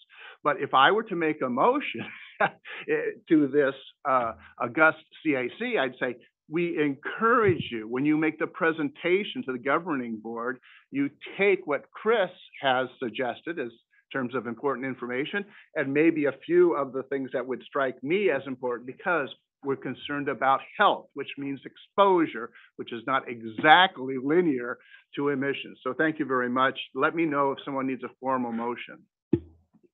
And I want to quickly add to your point that we do have some interesting information on public health in Chapter 1. And then also in our executive summary, we added a new chart, and I should have included my presentation today, and it shows the percent of the Valley population in attainment through implementation of the plan, and that's on page ES6. So that would be of interest to you. And also Chapter 1, we do talk a little bit about health information. But again, your point is well taken. We can add some more specifics on public health when we present to the board next week. Okay, thank you very much, Ted, very much, Mr. Leva. Anybody else in the North, CAC members? Okay, seeing none, I'm going to go to the South. I'm trying to look at the screen here, figure out where I'm at. In the South, do we have any members of the CAC that want to ask questions of Jesse and the team and Laura? This is Orchard Crier in the South region. Please go ahead. There is no wrong questions here. They're all good answers. There's not a wrong one. But the question is, what's the answer? What is a good answer to this? You know, everything's great to implement all this stuff, but what are the consequences of it? What's going to create? Well, it's not for, you know, like California is losing population, and the ones that are leaving are the ones that are more affluent. And what's staying here, the ones that are less affluent, and they're going to be wanting to drive in the old vehicles, the polluting ones, and other issues that will make it a little more tougher here. And it seems like the ones that are creating the rules and regulations when they retire, they're the ones that are moving out. And I just know about, you know, following this. I think Governor Abbott's is smiling big as it can what we're doing here in California. I agree with everything that's here. How can we do it that's more realistic? What can we do is not going to, maybe some of the stuff we need to slow down on, some we may be able to pick up on, because each year or each month or so, technology is coming, it's improving. But I think we're just getting too far ahead of technology. And I just see it that you're going to see, I call it the rubber band effect. Because people leaving, then all of a sudden you're going to see a contraction. You're going to see the opposite. You're going to see the ones that are less affluent leaving, and people coming back because there ain't going to be any jobs available unless the government subsidize it. Because a lot of businesses are cutting back, laying off a lot of people, moving out of California. I can name a whole bunch of them right now that either cut way back or left because of all the things that are happening that's not attainable. Not just because of our board or anything, but other factors in the government that's creating issues that's making it more difficult to make a living here in California because cost of living is skyrocketing. You know, taxes is going way up. I have members of my own council who are retiring or moving out of California because of they can't make it here on their retirement plan. That's just top of the iceberg. You know, you haven't gone down to the real depth. But I think what we're doing, it is the right direction, but how we can do it has common sense to it. That's my main thing to say. You know, because I don't take it wrong or anything. I think these politicians that we have in Sacramento, they're dumber than a box of rocks before they're elected, and when they get elected, they know everything. I have all the answers to everything, but it is a pie in the sky type deal. And ask government, or federal government, to help us out. Who pays for that? The taxpayers pay for it. This doesn't create money out of the air. Somebody's got to pay for it eventually. You're going to cut, you know, Rob, Peter to pay Paul on a lot of these different things is coming, to implement all this stuff. That's my only concern. It's more of a statement than anything, coming from, being an elected official, but having, businesses, here in California. I feel the effects of all the things that's coming at us. And I just want to throw some common sense there to the board, but there's got to be a more better approach to some of this stuff. That's all I have to say. Thank you very much for your time. Thank you very much. Go ahead, please. My statement and question,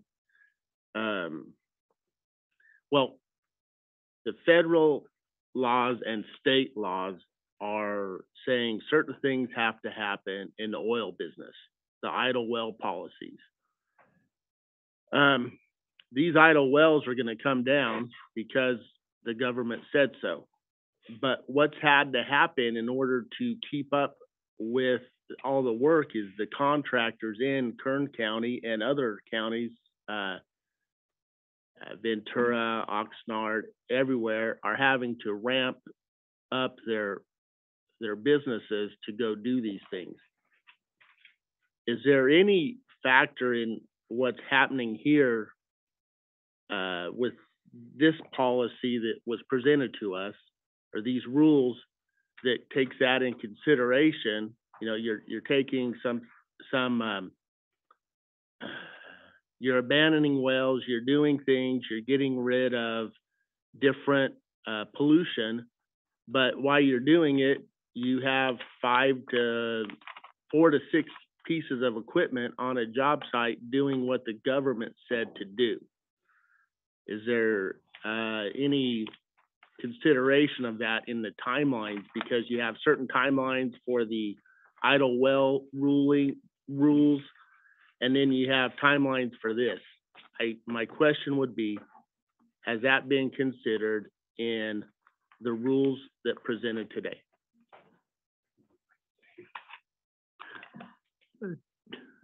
Any comment from what John's asking from either? Some of that is beyond the scope of the plan, and we didn't identify any new regulations for idle wells in particular.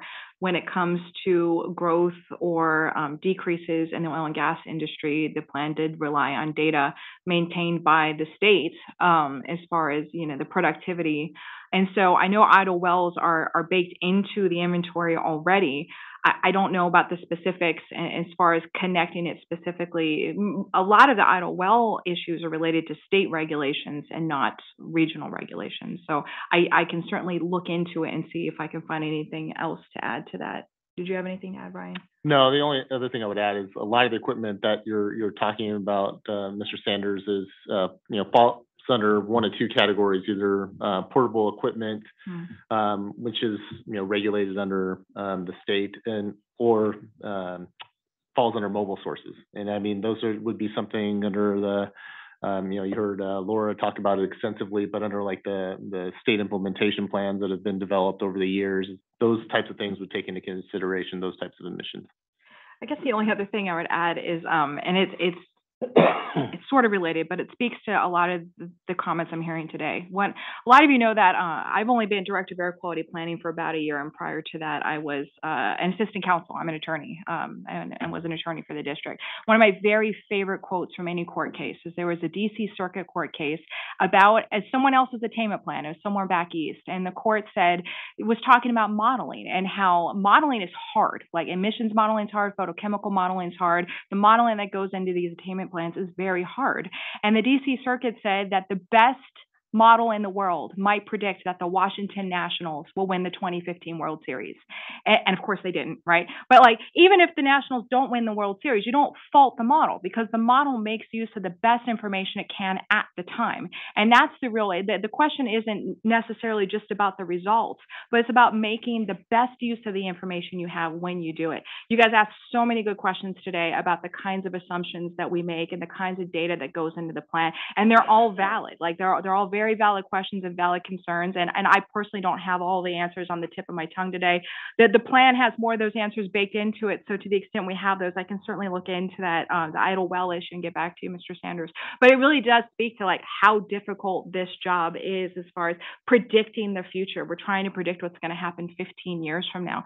And for better and worse, like the Clean Air Act and the implementation rule doesn't require certainty. It only requires us to make the very best use of the science and the best use of the data that we can right now. And that would include, acknowledging this is the current regulatory landscape that various sectors are dealing with. We definitely want to do that.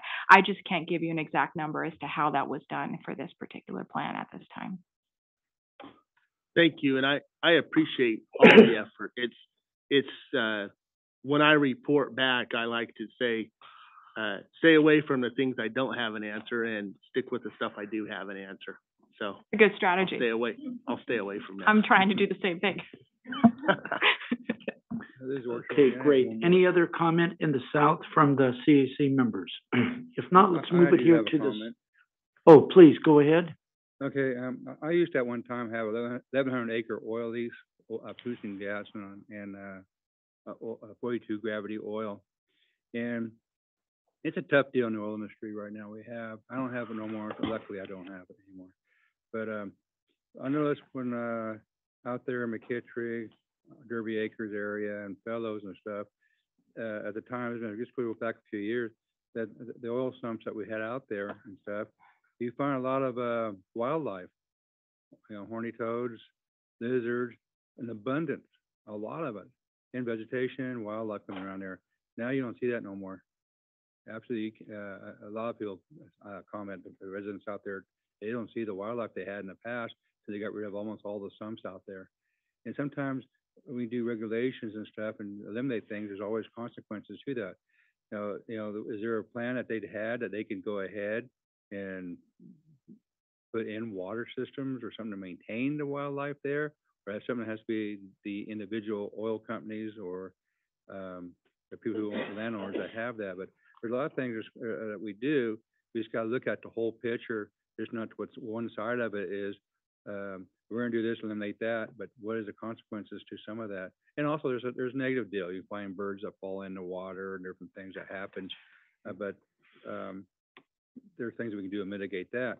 But those are some of the things that we have to look at. What we do is what are the percentage of good that goes along with these with our mandates or regulations, and what are the negative part of it on there, and see what outweighs it and stuff, and what we can do maybe to make that part better, not just start and do it. There's no back things that we face and consequences. But I do believe, we all like clean air, we all like clean water, we all like this stuff, but we are living a whole lot longer than we did in our predecessors back in the 1800s and early 1900 centuries. We've come a long ways and living a long time, a lot of years, and but we are going in the right direction. And I just want to make sure we just, like I said before, we have a common sense approach, look at the whole aspect, the whole big picture, not just part of it. That's all I have to say, and I won't say no more also. All right. Then thank you very much. Okay, let's move it here to the Central. At this time, I'll open it up for Mr. Williams, please. Okay. So I'm looking at the stronger pesticide commitment page of this document, and I'm looking at about the little sub line under the third one down, and I see a real problem with this.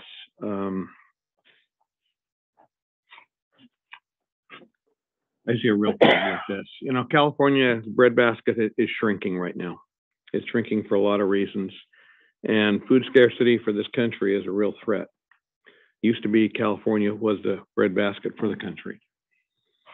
I don't see that ARB needs to be an agency that has direct authority over that aspect of agriculture.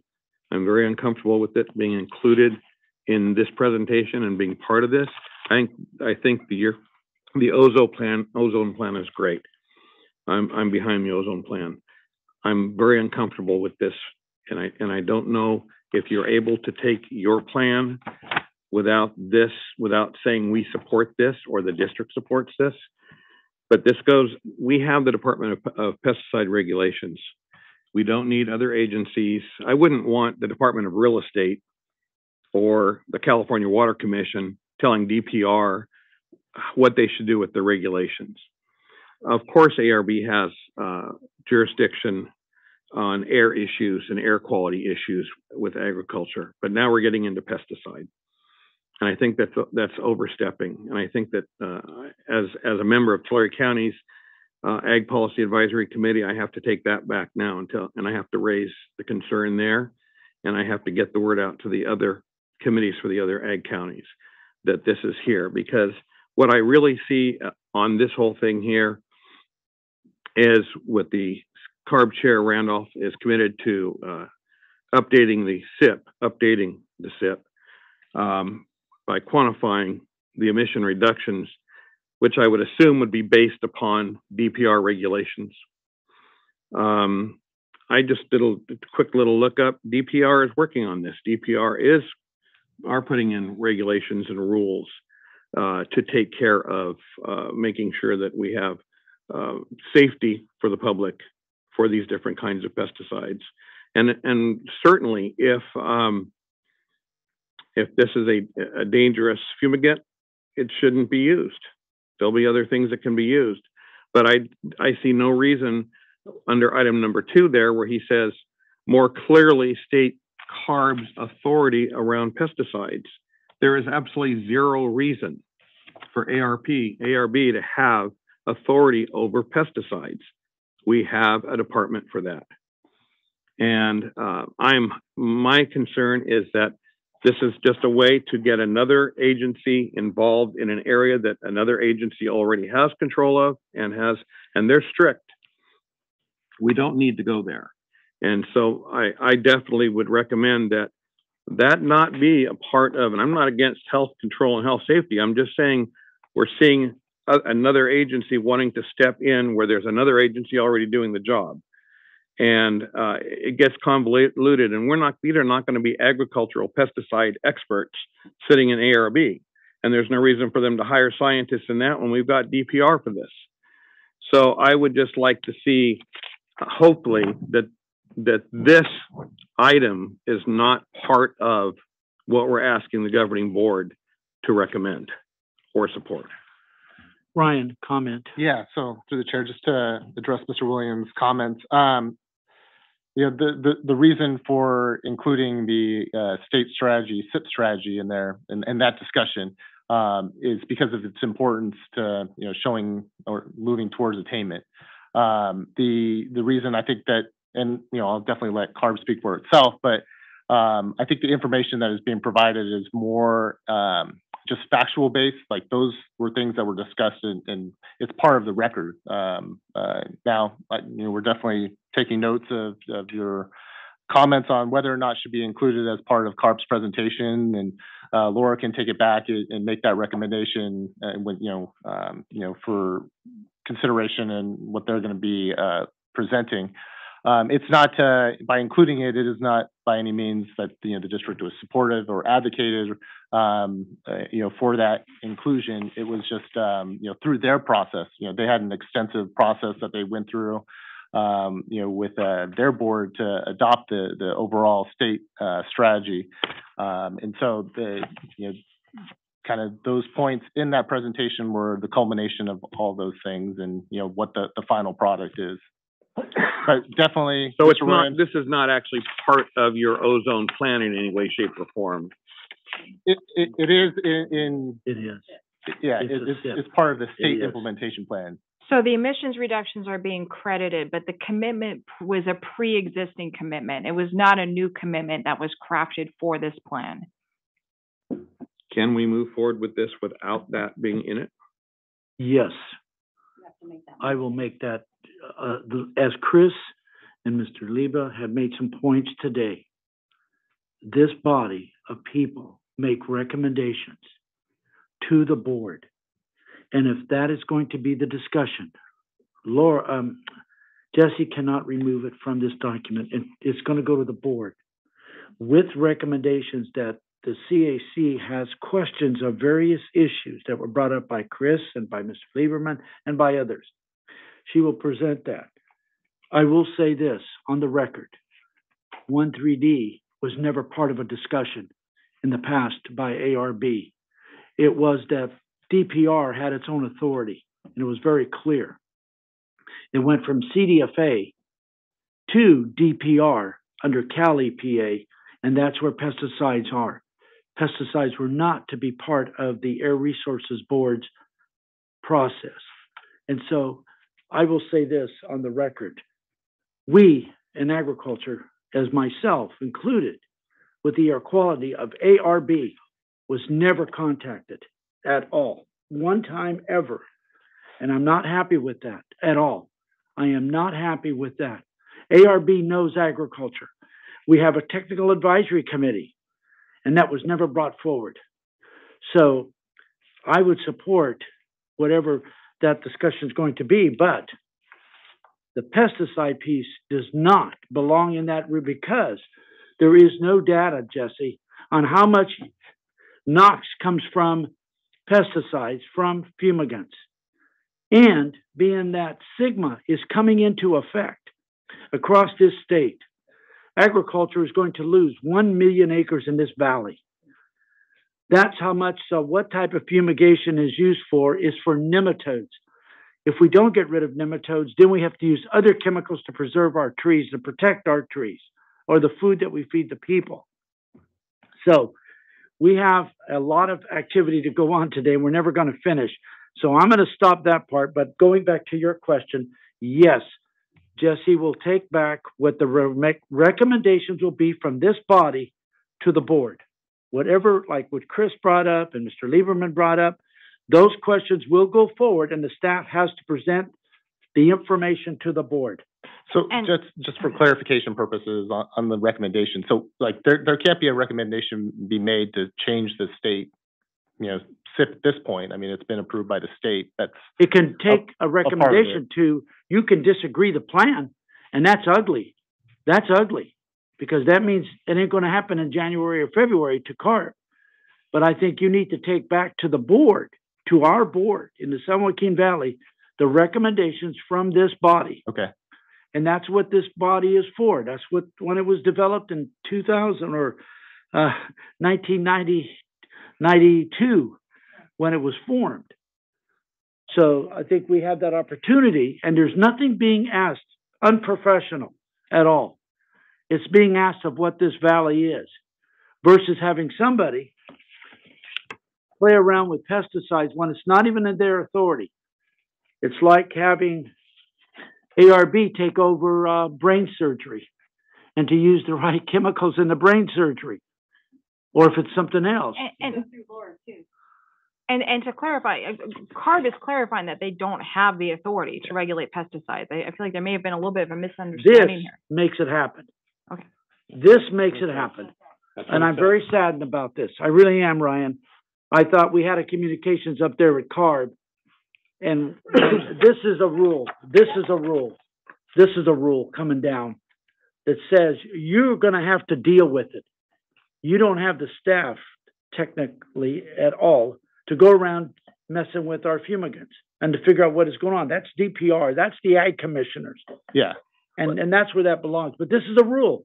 Anything that's in this document, it says San Joaquin Valley. So I think we have to stop there because we're never going to make it through this other part. You need to point this to Laura. You need to have Laura make sure too. Yeah, it's her presentation. Right, but it's part of the plan, and what the board will do on the 15th will make a recommendation. If they're going to approve this, they're going to say it has to be, certain things have to be removed. If not, they're not going to support it. They're not going to move forward on it. I believe that that's the only way it's going to happen. Will you be at the meeting? Oh, absolutely. Absolutely. There's no way. What Chris has brought up and what Mr. Lieberman brought up are very factual points. And CARB, Laura, are you still on, Laura? Yes, through the chair, Laura is available for comment. Oh, okay, great. So comment. I don't expect for you to respond to the ag piece. That's the ARB's ag team that somebody failed dramatically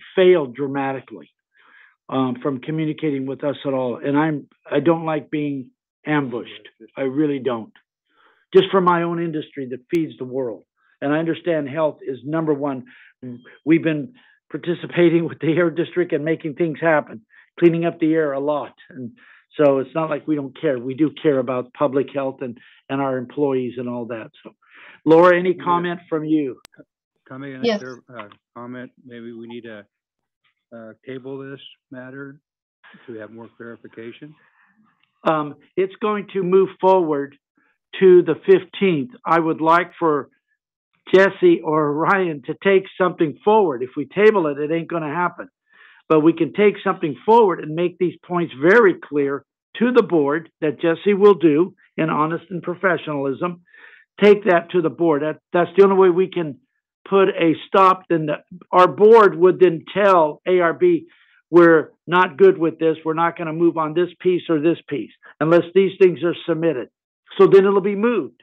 It'll be moved down the road to the next, whatever ARB believes they can do with the timeline. So, but we do have to make something. We have to do something today. Or you could just not take action. Well, no, we're not going to not do that. No. Either way. After Chris went through quite a That's the dissertation. lawyer speaking right there. It is. She chimed in. I'll make her be quiet now. Yeah. I'll make her be quiet for the rest of the meeting. And Mr. Lieberman brought up some very good points with some other folks, and I believe those, and Mr. Williams, those things need to be carried forward so that our board knows where we are on this item. So This is going to be a very difficult motion to craft. I think maybe Ned could. Well, I think Ned and Chris have got the staff have taken down copious notes. We can move on those provisions that Chris, what he brought up in his comments, and what Mr. Lieberman brought up, and what you brought up. And what we don't want in there on this EPA on this. A recommendation is that to remove page so-and-so is recommended by the CAC also. So we can do something like that. If Chris and Mr. Lieberman are good with that, if Mr. Lieberman wants to move forward with a motion, or Chris, and then we can then add, if Mr. Lieberman would like to, or Chris would want to add Mr. Williams's comment about removing the pesticide piece of the fumigation, then we can do that. A quick point of order. I think if there's a pledge by staff that they will incorporate, these are really questions and concerns, and simply communicate the questions and concerns we all recited here to the governing board, that might satisfy me. Otherwise, I can maybe recite a litany of our questions and concerns, but you have good notes, staff. Can't you convey a sense of questions and concerns, to the governing board? That's my point of order here. We do have this recorded. We go back. We will take minutes Ryan, of it. I'll work with Ryan. Jesse? I think we've taken good notes. All right, then why don't we do that? If that's acceptable, Mr. Lieberman, then we'll do that as you recommended. Then that way the staff has the copy. Chris? I'm sorry. Can I make an alternative suggestion? Yes, please. I think we still need to make a recommendation via motion just to formalize what we talked about. So I have a proposal of what it could look like, which may not satisfy all, but maybe gets us 90% there. Are you okay with that if I make that motion? Yes, please go ahead, and we carefully will listen. Okay. So I'm going to make a motion that we recommend that staff provide the following information to the board on the December 15th hearing. One, that they provide a slide indicating the key takeaways from the model so that it summarizes the elements that were mentioned before, which is we are a NOx limited basin driven by transportation emissions. They can choose the wording exclusively or predominantly, whatever works for the staff. Two, that VOC emissions are not the principal driver, and less energy and investment should be committed to that area in order to meet the NOx emission standard. And 3, that CARB and other public investment is required in order to achieve the desired results. So that's one part of it. The second part of it is a second slide that indicates the economic growth assumptions that are built into the model, with a recommendation from the CAC to evaluate on a fixed schedule whether those assumptions have been met over the course of the plan. 3 is any critical assumptions that must be met, and this is more ambiguous, I apologize, in order for the plan to be successful, be articulated if staff is able to do so. That's the question we went back and forth with CARB on. And then the last one, which I'm putting in here not because I personally agree with it, but I'm going to put it in anyway, which is staff clarify in their verbal presentation that they are not driving the regulations around the pesticide issue, because they're not. They're simply accounting for regulation that's already in effect, which is part of their modeling requirement. So they just need to be clear. San Joaquin Valley is not the driving force behind pesticide regulation. It's merely something they're accounting for in their plan. That's the part I'm sure not everybody will agree with, but I think gets us part way there. So that would be my motion, and I can try and restate it if necessary, but it's because it's a complicated one. And I would like to offer an amendment, if Chris would allow it, just to add a couple of items. Mr. Kuna, can I offer? Go ahead, please. Yes, okay. Please. It would be that there's also, we urge a display of the exposure of NOx, per capita over time.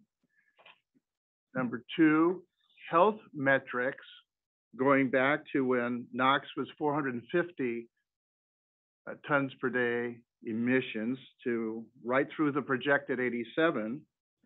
And the third thing, from my standpoint, cost per metric ton to abate NOx under the various measures. So maybe Chris would accept that addition as well to his motion? So I'm clear, the exposure one, I understand. What was the second one? Well, exposure. Health statistics on mortality and morbidity over time, as we've seen all these criterion pollutants drop by 93%, and what the projected change in mortality and morbidity will be as we drop down to 87 parts per, 87 tons. It's health effects. Yeah, and the third thing is cost per metric ton to abate NOx by these various measures. So the last one I'm not sure I'm aligned with, because that's already built into each rulemaking process. But if you're looking for an overarching one, so like in general. Chris, can you turn your microphone on, please? I apologize. Sorry about that. Thank you. So my question was on the cost per ton number, which is already built into the rulemaking. Are we looking for an overarching cost per ton number for all measures combined? For each measure, and I will refer everyone to the Global Warming Solutions Act, which says that for GHG reductions, you have to cost the measure per metric ton reduction of GHGs. The same thing should happen for NOx. Which it does as part of the rulemaking I'm not process sure today. I've seen that table, but maybe if it exists, thank you. It exists for every rule that the district does. They do the economic analysis on a cost per ton basis. Okay, I've not seen it. So that's, I'll be enlightened. Okay. We can do, yeah, we have that. Yes, At least for a Chris, lot of rules. Chris, or Mr. Lieberman, Jesse's saying yes, they do that for every rule. And we'll send it to you as well. But it's a point that we can make sure we don't mess up on. Yeah. And we do have a lot of that data in the control measure analysis anyway. We can put together a slide on that. You for can the put it governing board. together. Yeah. If that's okay, Chris and Ned, we can do that. Okay, I'll eliminate the last item if that's true. I'm skeptical. Yeah. Okay, thank you. But we'll make sure, Ned, that we're not going to slide. We're not going to let it slide. And if it's not there, then it's going to be there. And Jesse will, I know she will make that strong commitment of that, so. Okay, Chris and Ned, are we good with those? Yes, I think we're good, Mr. Chair. Okay, now, I'll second. okay, we'll have a second. Yeah, and now I'd like to open it to the public in the north first, on this item for discussion. No public comments in the north. Okay, great. Let's go to the south. No public comment in the south. Great. Let's come here to the central. Ms. Fast, we see your hand up and you'd like to speak, so you can speak under public comment. Okay, public Not comment. under a member comment, if you'd like. Okay. Okay. Is my time now? Yes. Yes, please. Okay. Manuel, I just want to concur with your comments on the pesticide use regulations regarding the agriculture. I think our farming has enough regulation, and I think we should keep it where it belongs and not include that in the air board information. That's all I have. Thank you. Okay, great. Thank you very much. Any other public comment for the central? Are we clear? No, Ms. Carr's hand's been up for a while, but were you wanting to say something, Laura? Yes, if I may, is that all right if I just kind of provide a point of clarification here? Yeah. I just wanted to mention, just to be very clear, the measure that's being proposed is a DPR regulation, and we absolutely agree that DPR is the agency that's responsible for regulating sale pesticides, use of pesticides in California. And this, the measure that's in the SIP here is not an expansion of CARB's authority over pesticides. We're simply articulating in the staff report that's going to be published pretty soon what CARB's position on our authority is, but it's not an expansion of that, and it is a DPR measure. The other thing to note is that this measure was part of the 2022 state SIP strategy, and that went through the public process, and that was adopted as part of the 2022 state SIP strategy when that went to our board in September. So I just wanted to note that. And then the staff report is simply going to be quantifying the reductions that we're anticipating from that DPR measure. And it's on the order of about 0.4 tons per day of ROG emission reductions. And if I'm not mistaken, Ms. Laura, in that discussion at CARB, the public process was a disaster. The people that did speak on various issues were booed, and there was a lot of bad situation that went on there that time, and people did not want to speak. I do know that, and we have all of that. So I understand that, and but agriculture was never included in that discussion. I do know because I never heard word from the ag team from ARB that was going on, and yet CARB is, I mean, DPR is having public processes going on right now for notification and all of that. And that public process is just happening, and had the last one in Orosi Cutler, and then had one down south, which was out of hand. Totally, it was terrible. The public process was a disaster. People were afraid to speak and were absolutely threatened. So it's not been a very good topic, and I don't think we should commingle. We have not seen the emission reductions. I have not seen any of the modeling at all for pesticides on 1,3-D at all, not at all. So I appreciate your comments, but it's still part of CARB's recommendation. And I think that's where that discussion needs to stay within DPR and have that discussion what it needs to do, like CARB does when it's dealing with agriculture. So, Chair, yes, sir. I just would like to clarify, I would be a lot more comfortable based on what Laura just said, had that line item and had their SIP set stated more clearly state CARB's lack of authority around pesticides instead of what their authority is. This implies that they're looking for more authority. It doesn't specify or do anything to make you feel like they're basically stating that they don't have any authority, and nor are they looking to get it. And that's where the problem lies. Thank you. Jesse, to the legal process of this thing, real quick. Oh, if the you- lawyer's allowed to talk again? Okay, No, she's ready. You're going to be asked one little simple question, question of the SIP or of this plan, ozone plan. When the board makes its decisions, it can remove certain things from this plan that do not seem to be major infractions upon changing the rule. Is that correct? It depends on the circumstances. Okay, When but it if it's comes- only the pesticide and some of these recommendations, Right. Well, the issue with that is whether or not it's part of the state SIP is a state decision. And so locally, we included in our ozone plan is more of a reporting of what's happening. To take it out would change whether or not it's federally enforceable, and that would be seen as probably a significant regulatory change, and we would have to renotice the plan. okay, because then if it's major regulatory changes, I want to see the emissions.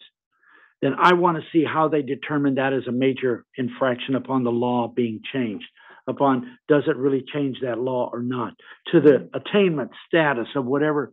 And I think Ned's point is well taken, 400 tons or 400,000 tons down to 86,000 tons. That's one heck of a big change. And then I think that, to me, is where the issue is. But we've taken more than enough time, and I apologize to everybody. So, Kelly, you had a Can you second turn your microphone on the on? motion. And, I have another question. oh, please. No, has nothing to do with it. Okay, just go ahead and we're going to proceed forward. Okay, Ryan, are we okay? Yes. Okay, Jesse, we're okay? Yeah. Okay, Laura, are we okay? Yes, thank you. Okay, great, thank you. All right, so there's been a motion to accept what Ned and Chris Savage both have recommended on the activity for an item from this board to send with items of discussions of concerns. Is that correct? And the staff has it all down clearly? Perfect. Okay, excellent. Well, they've been both over there. I saw the pins smoking, so they were doing a good job. Yes, Ryan. No, I'd just like to, express, I think we've had great conversation today. I think all the things that you've raised, I think there's opportunities for improving the way that the information is communicated and presented to our board. Like Jesse said, it's a 1,000-page document, and I think the things that you're pointing at, while very important, I think in the grand scheme and the scope of the totality of the document in itself, I think it's still a reflection that it's a very strong plan. And so I just want to thank you all for your time and discussing this very important topic. Okay, great. Let's take roll, please. Mr. Cunha? Yes. Ms. Brown? Yes. Mr. Horrell? Yes.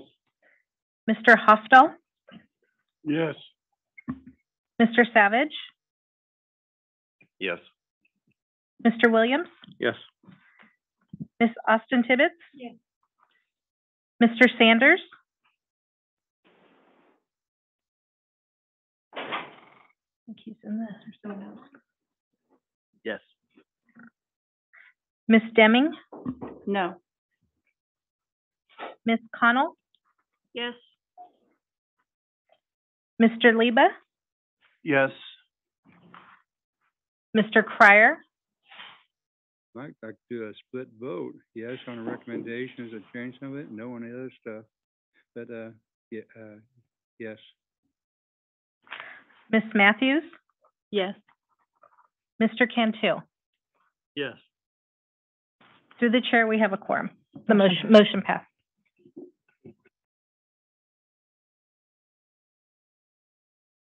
Microphone manual. Yes, please. Your microphone. Thank you. Sorry, apologize. Again, thank you, everybody for all the, and Ryan, you're correct. Now, Kelly? I have a question. I'm just coming to you. Okay, slide 19. Please. Miss Jessie, slide 19. On the ROG emissions plus ERCs. Now, the ERC committee has not been meeting on a fairly regular basis and have not made any recommendations or changes with regard to that. This will obviously be after the fact. Is that going to change this and the numbers? No. Okay. Thank you. Are we okay, Kelly? Super, thank you. Okay, let's go right to, we're gonna try to, we're over, and Ryan?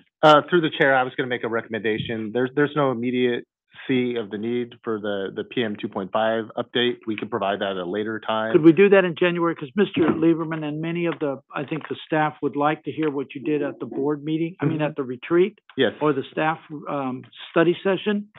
I think it'd be very important. So let's do that. Okay. Let's make only 2 items for that. I definitely have that discussion, would be to have that. And then also to have the orientation. I'd like to have orientation All right. for all of the members and those that would want to. And then then at the same time, maybe we do Robert's Rules of Order. Okay. Okay. Yeah. And, Yeah, and we're taking notes of those recommendations for future agenda topics. okay, super. Are we okay with that? Members of the CAC, are you okay with that then? If there's no opposition to this from the north or the south or the central, we will continue then for the next one in January. And I want to thank all of you for the patience, but also for those that attended today, all of the different offices, many thank yous for you doing that. I know that we went over, but very important topic. And I was very pleased to hear or see some of the new members at least listening in and wanting to understand how this thing works at the CAC. So Through the chair, just to make a formal note, there is item number 11, Outreach and Communication Report from Jamie Holt. Would you like to table that, or would you like to move forward? We just need to know what. Why don't we let's have Jamie, because she does this really fast and efficient, and let's just get this young lady, she deserves the time. Just very quickly, what Ryan said, we're doing our wood smoke reduction outreach that's happening right now. And tonight, if you happen to be down in Lamont, we're having an in-person AB 617 meeting down in Lamont. Ryan and I are heading out in just a few minutes, following staff that already headed down there. Thanks. Have a Merry Christmas. Jamie, thank you so much. Ryan, thank you also for going down there to Lamont and all the staff. Again, everybody, see you at, if possible, at the board meeting. Manuel, yes. I'm sorry, Chris. I apologize. You need to do the CAC member comments as well. Yes. And I just have one quick comment. So can we open that agenda item real quick? Yes, please go for it. Okay. We had made a commitment, our staff had made a commitment to put the ERC issue on the agenda for every CAC meeting. It's fallen off. I'd like to put that back on, even if there's no update to be provided. I'd like to know from staff where that sits each time we meet as CAC, okay? Okay, very good. We will. Thank you. Okay, Ryan, we're okay with that? Ryan? Yes, I made note of that. Super. Okay, any other members in the north, any comment? Okay, let's go, if not hearing, let's go to the south. Any comment that's important to what we're doing? Okay, let's come here to the central. Ladies and gentlemen, any comment? Okay, great. Again, all of you, thank you very, very much. You need to. And I will go to the board. Volunteer. Absolutely. Absolutely. I will sit in that back corner. I guarantee you. All right, everybody. If we don't see before the first year, have a great Christmas and a safe one. And again, thank you all for taking time for Les Clark and our prayers for him. But you are prepared to go up to the podium if you need to and speak. Yeah, oh, at the definitely. meeting. Okay. Definitely. I'm not gonna. He's gonna make it happen. Thank you all. Be safe and take care.